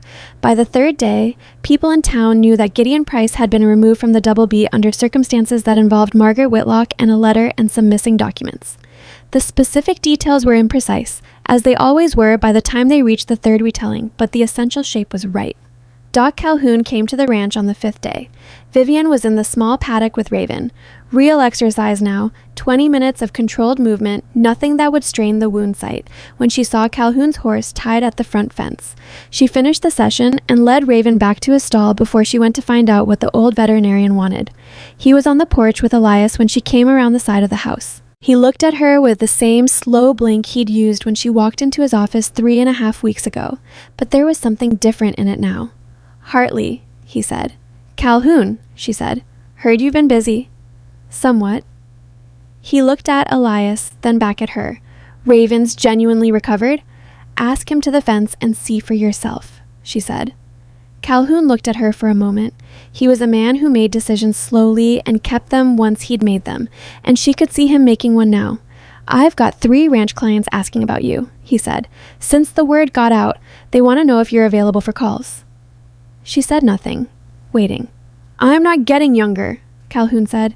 He said it flatly, without self-pity, the way a man stated a fact he'd already made his peace with. "I've been looking for someone to take the large animal work for 2 years. Couldn't find anybody worth the trouble." He paused. "I'm not saying you're worth the trouble yet. I'm saying you might be, and I'd rather find out on purpose than let you get poached by someone in the next county." Vivian looked at him. "Are you offering me a working arrangement?" "I'm offering you access to my client list for large animal calls in exchange for a percentage of the fee. You'd work independently. I'm not trying to hire you. I'm too old to manage someone." He said this like it was a compliment, and she took it as one. "I'd want to be consulted on complicated cases, not because I don't think you can handle them, because 2 people thinking is better than 1. "Agreed," she said. He blinked. "That's it? No negotiation?" "The percentage is fair if it's 20, she said. "Is it 20? "It's 20. "Then there's nothing to negotiate," she said. He almost smiled. It had the quality of something he didn't do often. "I'll leave the list at the office. Come by when you're ready." He stood up from the porch chair with the effort of a man whose joints had been through winters. "Nice work on the horse," he said. He said it the way a surgeon might acknowledge a clean incision. Technically, without excess. Coming from Calhoun, it was close to effusive. He left. Elias watched him go. "He's been practicing that speech," he said. "The man doesn't do anything he hasn't thought through first." "Neither do I," she said. He looked at her. The 8 days were almost up. "I've thought about it," she said. "Your offer." He waited. "I'll take it," she said. "The partnership. But I want it in writing, and I want it specific. What my role covers, what decisions I make independently, what we decide together. I've shaken hands on arrangements before, and shaking hands is fine until something goes wrong." "Agreed," he said immediately. "And I'll be taking calls for Calhoun's client list on the days when the ranch doesn't need me. I won't let it interfere with the horses here, but I'm not going to pretend I don't have skills that other people need." "I'd be a fool to ask you to," he said. "You'd be surprised how many people would ask me to," she said. He was quiet for a moment. "I probably wouldn't," he said. She looked at him, this difficult, careful man who had watched her work for 3 weeks and then offered her something real, without conditions, without the usual architecture of doubt that people built around women doing this work in this territory and this time. She thought about what it cost him probably to make that offer. Not the practical cost, but the internal one. 6 years alone. The habit of alone. She understood that habit. She had been building it in herself since Denver, adding to it with each ranch that turned her away, each town that looked at her case and her face and her hands and decided before she'd opened her mouth. "The written agreement," she said. "Can we do it this week?" "Tomorrow, if you want," he said. "I'll have the lawyer come out." Not the same lawyer who came with Margaret Whitlock. He looked at her. Obviously not. She almost laughed. She didn't, quite, but it was close, and he saw it, and his face did the thing it did. Not quite a smile, but the shape of one, the acknowledgement of something shared. The territorial survey happened on the 28th day. The surveyor came out from the land office with 2 assistants and a set of instruments and spent most of the day on the southern boundary. Vivian watched from a distance, not because she was anxious.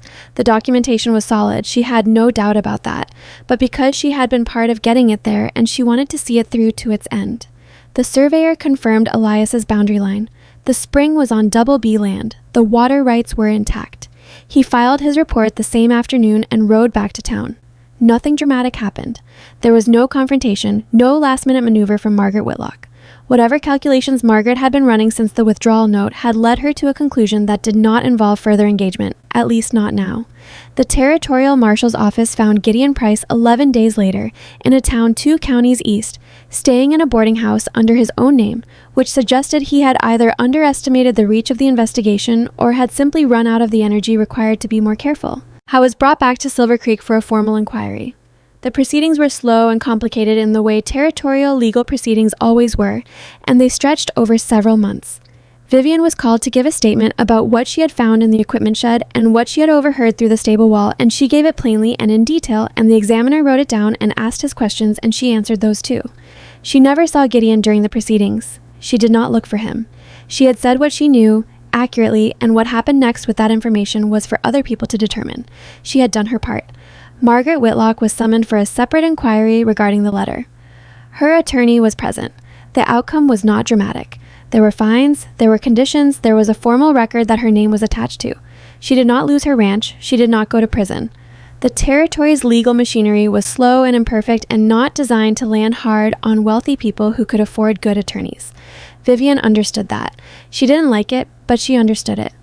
Justice in the practical world was not the clean thing you hoped for when you were young and still believed in clean things. It was partial and slow, and sometimes it only went as far as making sure the same thing couldn't happen again in quite the same way. She had protected Elias's land. That was real. That had happened. She held on to that. The written partnership agreement was signed on a Tuesday morning in Elias's office, with his lawyer present and 2 witnesses, Cole and Nate, who had been asked and had both said yes without hesitation, though Nate had also asked if he could be excused from reading the whole document because legal language made his eyes cross, which Elias told him was fine, and Vivian told him he should probably grow out of that. It was a real document. Her name was on it. Her role was specific. Management of all livestock health on the Double B, independent authority over veterinary decisions, shared authority over horse acquisition and sale, a percentage of the returns from the horse operation that reflected real partnership and not token inclusion. She signed it, and it was done. That afternoon, she rode out to the south pasture and looked at the repaired fence line and the spring beyond it, which was running clear and quiet in the late autumn light. The mountains were getting their first snow on the high peaks. Not enough to worry about yet, but a reminder that this land had its own schedule and its own requirements and would not be argued with. She sat on the repaired fence rail and thought about what her father had said about belonging. He had not said it in the way people said it in books, with the architecture of wisdom and the polish of hindsight. He had said it tired, at the end of a long day, sitting at their kitchen table in Denver with his coat still on because he was too worn out to take it off. The trick, he had said, is not to find a place that's already made for you. Nobody makes places in advance. You find a place that has the right materials, and then you build it yourself, and afterward it feels like it was always there. She had been 16 when he said that, and she had not fully understood it, and she had been carrying it around for 15 years without always knowing what she was carrying or why. She understood it now. She got off the fence and rode back. Raven made his first full run in the last week of November. It was a morning with the particular clarity of cold, dry air, everything sharp and defined, the kind of morning where you could see the detail of things at distance. She had been letting him build up gradually. The paddock sessions first, then the small pasture, then longer stretches of controlled trot in the big pasture. This morning, she opened the big pasture gate and stepped back and gave him nothing. No direction, no guidance, no request. He stood at the gate for a moment. He looked at the open pasture and the long space of it and the particular quality of a November morning that invited speed. He went, not cautiously, not with the uncertain testing of a horse still measuring its own recovery. He went as if he had been waiting for exactly this, as if the weeks of gradual return had been tolerated rather than appreciated, and now the real thing was here and he had no further use for patience. He ran the length of the big pasture and turned at the far fence without slowing and came back. His coat was dark in the cold air and his movement was exactly what it had been before, that quality she had noticed even when he was sick, what he would be when he was well. He was that now. She stood at the gate and watched him and did not try to describe what she felt, because some things you didn't need to put into words. Elias came to stand beside her without announcing himself, which was something she had gotten used to, his way of appearing without the precursor of sound. He must have come from the direction of the barn. They watched Raven run. His stride looks normal, Elias said after a while. Better than normal, she said. He's compensated for the muscle loss on the wound side. You can see it in the way he's carrying the left shoulder. Elias looked. I can't see that, he said. You will, she said. After a while, you start seeing things in the way horses move that you couldn't see before. It's like learning a language, slow at first, and then all at once you understand whole sentences. He was quiet for a moment, watching the stallion run. Is that what it was like for you, learning this work? Some of it, she said. My father taught me from the time I was young, so some of it I learned so early I can't remember not knowing it. But there are things I still learn. Every animal is different. You don't run out of things to learn. That's true of land too, he said. I've been on this ground for 22 years, and this winter it'll show me something it's never shown me before. Guaranteed. She looked at him sideways. That doesn't bother you? No, he said. He seemed to mean it without effort. That's the part I'd miss if it was gone. The part where you don't know everything yet. Raven slowed to a canter and then to a trot and then came back toward the gate with the specific energy of a horse that has done what it needed to do and is now ready to be acknowledged for it. He stopped a few feet from the fence and blew loudly and looked at Vivian with enormous dark eyes. She climbed the fence rail and put her hand on his neck. He pressed into it. There's something I've been meaning to tell you, Elias said from his side of the fence. He said it in the way of a man getting around to something he'd been circling for a while. She waited. The first time I saw you, he said, when Gideon brought you across the yard, I had already decided you couldn't help him. I want you to know that. I had already decided it wasn't possible. I know, she said. You said as much. I'm not finished, he said. He paused. The thing that changed my mind wasn't anything you said. It was watching you look at the stable. He nodded toward the building. You looked at it the way people look at something when they already know what they're going to do. Before you'd been in it, before you'd seen the horse. You had already decided. He looked at her. I've only seen that look on people who know exactly what they're capable of, and who've had to fight every day to be in the room where they can use it. Vivian kept her hand on Raven's neck and looked at the mountain peaks and the snow on them and the November sky. I was terrified, she said. I know that too, he said. That's not the same as what I said. Both things can be true. She looked at him.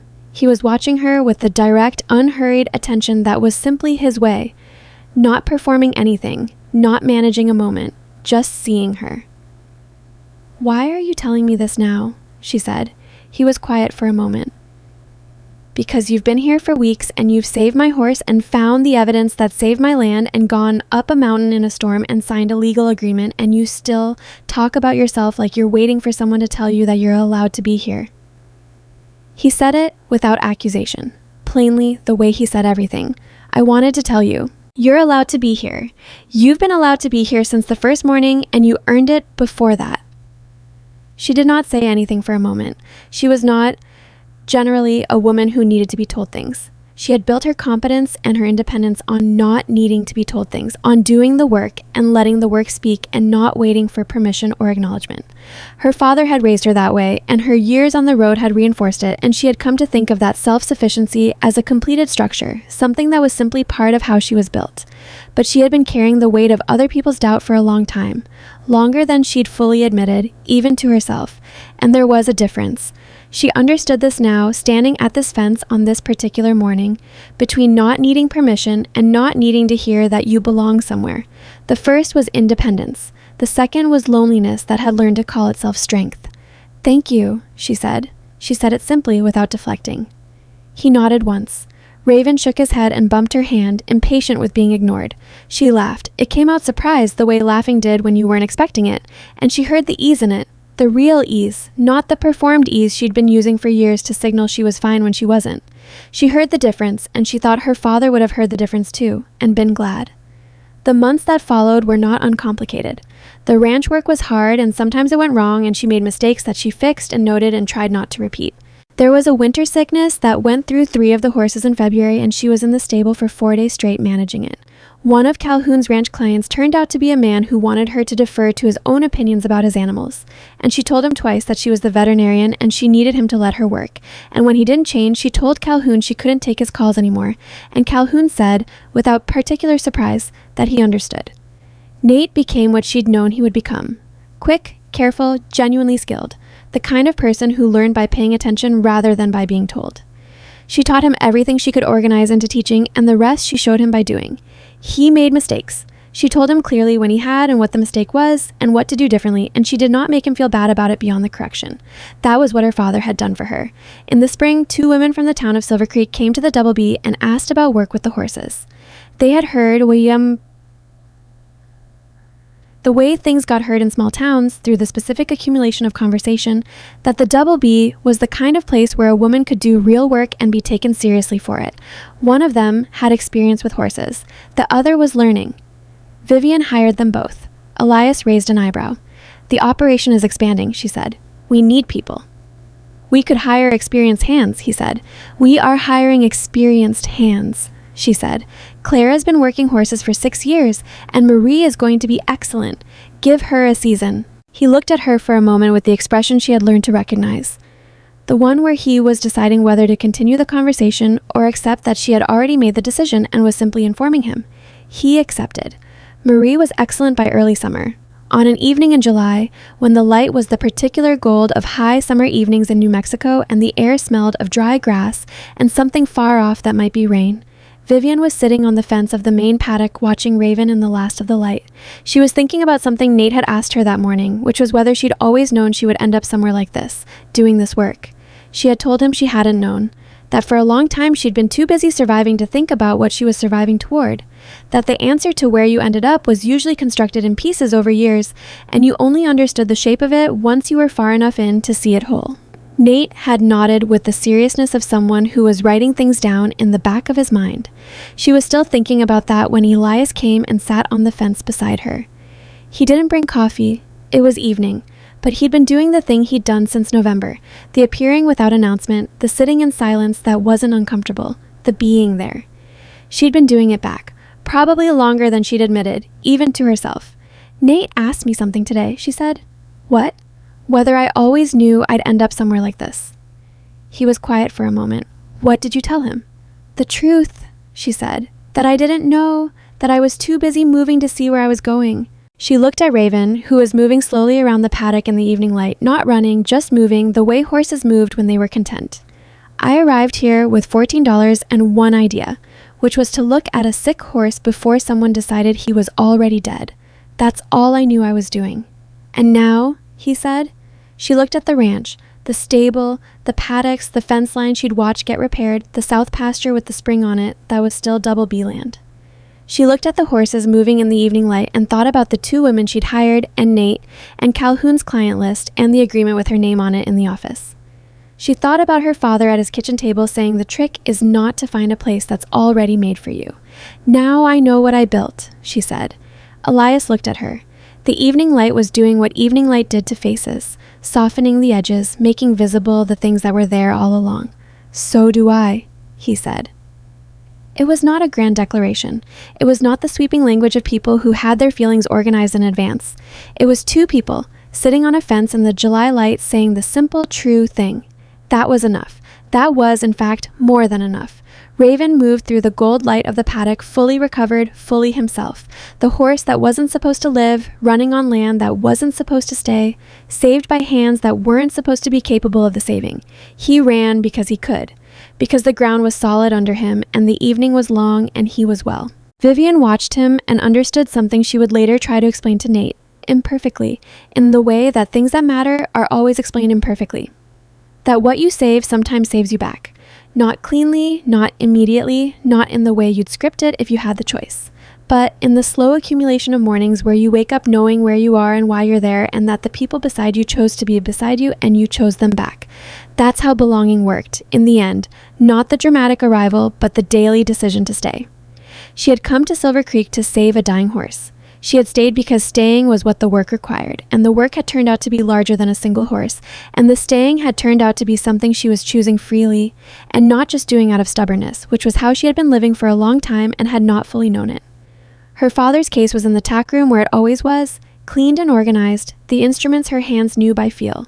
She had added to it over the months. A few new tools, a journal that was nearly full, the written record of every animal she'd treated since the first night. The case was worn at the corners. It had been everywhere she'd been. It would go everywhere she went from here, which, for the first time in a long time, did not feel like it meant away. The light faded. Raven slowed to a walk. Elias sat beside her on the fence, and the evening came down around them, and the ranch settled into its night sounds, and Vivian Hartley, who had arrived in Silver Creek with nowhere to belong, stayed where she was. She did not expect the letter. It came on a Wednesday morning in late August, tucked between a supply invoice and a notice from the Territorial Land Office confirming the final resolution of the Whitlock boundary dispute. A dry legal document that meant everything and read like nothing, the way legal documents always did. Vivian was sorting the mail on the porch when she found it, a plain envelope with her name written in handwriting she recognized immediately. It was from a woman named Ruth Carey, who ran a small horse operation outside a town called Dust Creek, 3 counties south. Vivian had spent 4 days there 2 years before Silver Creek, treating a difficult foaling case that had gone badly and then, through a night of work that left both her and the mare exhausted, had gone right.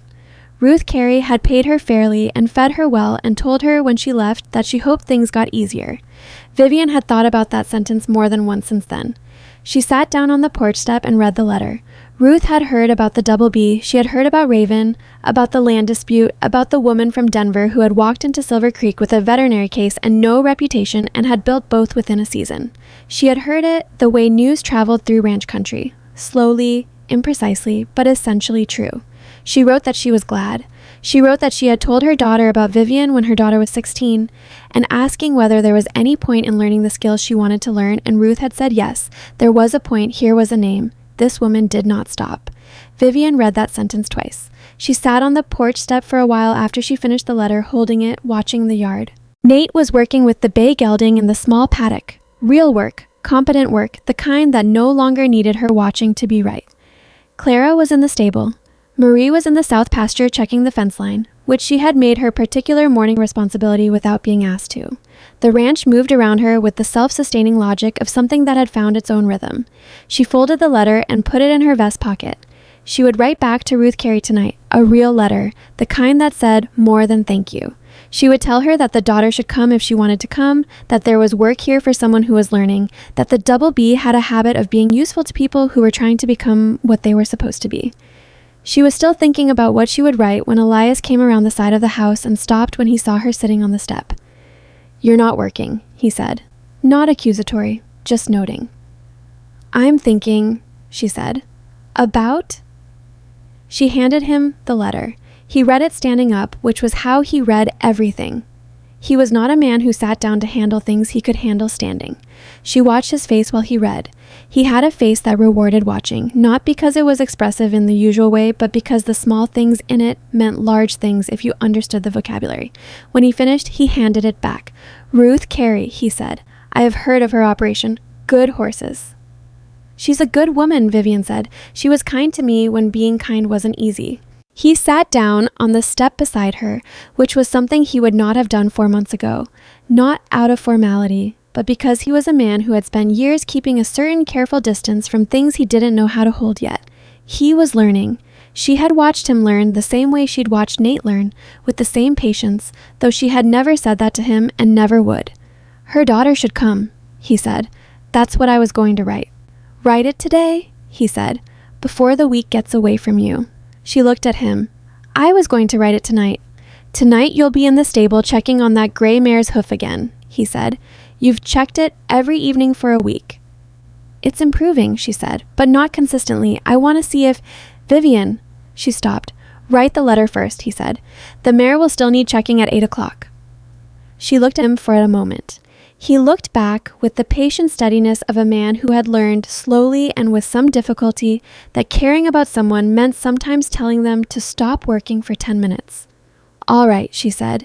He nodded and stood up and went back around the side of the house to whatever he'd been doing before he appeared, which was how he managed most things. Appearing, saying the necessary thing, disappearing back into the work of the day. She wrote the letter before lunch. Ruth Carey's daughter arrived 6 weeks later. Her name was Jo, short for Josephine, which she hated, a fact she disclosed within the first 20 minutes. And she was 19 years old, tall, wide-shouldered, with the look of someone who had been underestimated in specific and recent ways and had not fully decided what to do about it yet. Vivian recognized that look. She did not say so. She put Jo to work immediately, not with the horses, not yet, but with the records. The livestock ledger, the treatment logs, the documentation system Vivian had built from scratch in her first weeks on the Double B. She wanted to see how Jo thought before she saw how Jo worked with animals, because the thinking came first and the rest followed. Jo was good with numbers and impatient with prose, which told Vivian something. She was methodical when she believed the method mattered and careless when she didn't, which told her something else. She asked questions at the wrong moments and then asked the right questions when it would have been easier to stay quiet, which was, in Vivian's experience, the most reliable indicator of someone who was going to be worth teaching. After 3 days, Vivian took her into the stable. After 3 weeks, Jo was doing morning checks independently. Nate, who had claimed without irony that he was now a senior member of the operation, given that he'd been there the longest of the newer people, showed Jo the feed schedule and the paddock rotation with the particular earnestness of someone who had recently been taught things and was discovering the specific satisfaction of passing them on. Vivian watched this from the stable doorway one morning and thought about her father and about how things move forward, not in straight lines, not cleanly, but in the overlapping circles of people, teaching people, each one carrying something forward that had been given to them. She thought about the daughter Ruth Carey had told about a woman who did not stop. She thought about what it meant to be the person someone else's story was told about. Not famous, not celebrated in any way that the wider world would recognize, just known in the specific and durable way that people who did real work were known in the communities where the work happened, known as someone who could be counted on, known as someone whose judgment was worth asking for, known as someone who had walked into a stable with a sick horse and stayed. That was enough. That was more than enough. On an evening in early October, when the first real cold of autumn had come down from the mountains and the sky had the particular depth of fall skies in that country. A blue so saturated it looked painted. Vivian stood at the fence of the big pasture and watched Raven run one more time. He ran because the cold air moved him, because he was a horse in good health on open land with room to be what he was. He ran the way he had run in July and the way he would run next spring, with the specific joy of a body that had been given back to itself. Elias came and stood beside her. He had been doing this all year, appearing at the fence, at the stable door, at the porch step, at the edge of whatever moment she was in. She had been doing the same to him, she knew, showing up at the edge of his work and his quiet and his careful thinking with the same consistency. They had not made a ceremony of it. They had simply continued day after day, choosing the same direction. "She's going to be good," Elias said. Meaning Jo. "She already is," Vivian said. "She just doesn't know it yet." Nate didn't know it either, at first. No, she agreed. It takes a while to trust what you're capable of, especially when people have been telling you otherwise. He was quiet for a moment, watching Raven. I told my foreman in town today that I'd be recommending him for the Territorial Livestock Committee, he said. They've been asking for someone from this district. I told them I knew the right person for large animal oversight. He paused. I gave them your name. She turned to look at him. You should have asked me first, she said. I know, he said. He did not look particularly sorry about it. Would you have said yes if I'd asked? She thought about it honestly.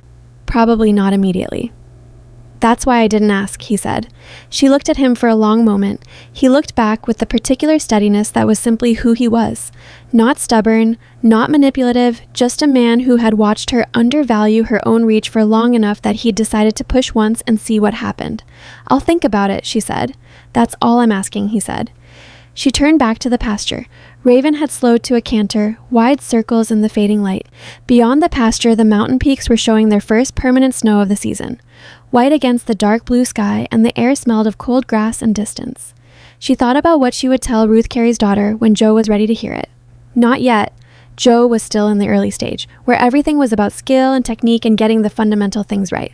But eventually, when the skill was solid enough to stop requiring so much attention, Vivian would tell her the thing that took longest to learn. That the work was the point, but the work was not all of it. That you could be competent your entire life and still be lonely. That belonging somewhere, really belonging, not just being tolerated or useful, but genuinely, reciprocally wanted, required a different kind of courage than the kind you used on a mountain trail in a storm. It required the willingness to be seen without the armor of the work in front of you, to let people know you and trust that knowing you was not something they would regret. Vivian had been building that courage for longer than she'd known she was building it. She had arrived in Silver Creek with $14 and a worn case and the specific bravery of someone who had nothing left to lose. She had found, in the most unlikely order, a sick horse, a dishonest foreman, a land dispute, a storm, a mountain trail, and a man who read the way she looked at a stable and understood what it meant. She had found a place with the right materials. She had built the rest herself. The light went gold, and then Amber and Raven came to the fence and pressed his nose against her hand, and Elias stood beside her in the cooling air, and the ranch settled into its evening sounds around them. The horses, the hands finishing the day's work, the particular quiet of a place that knew itself.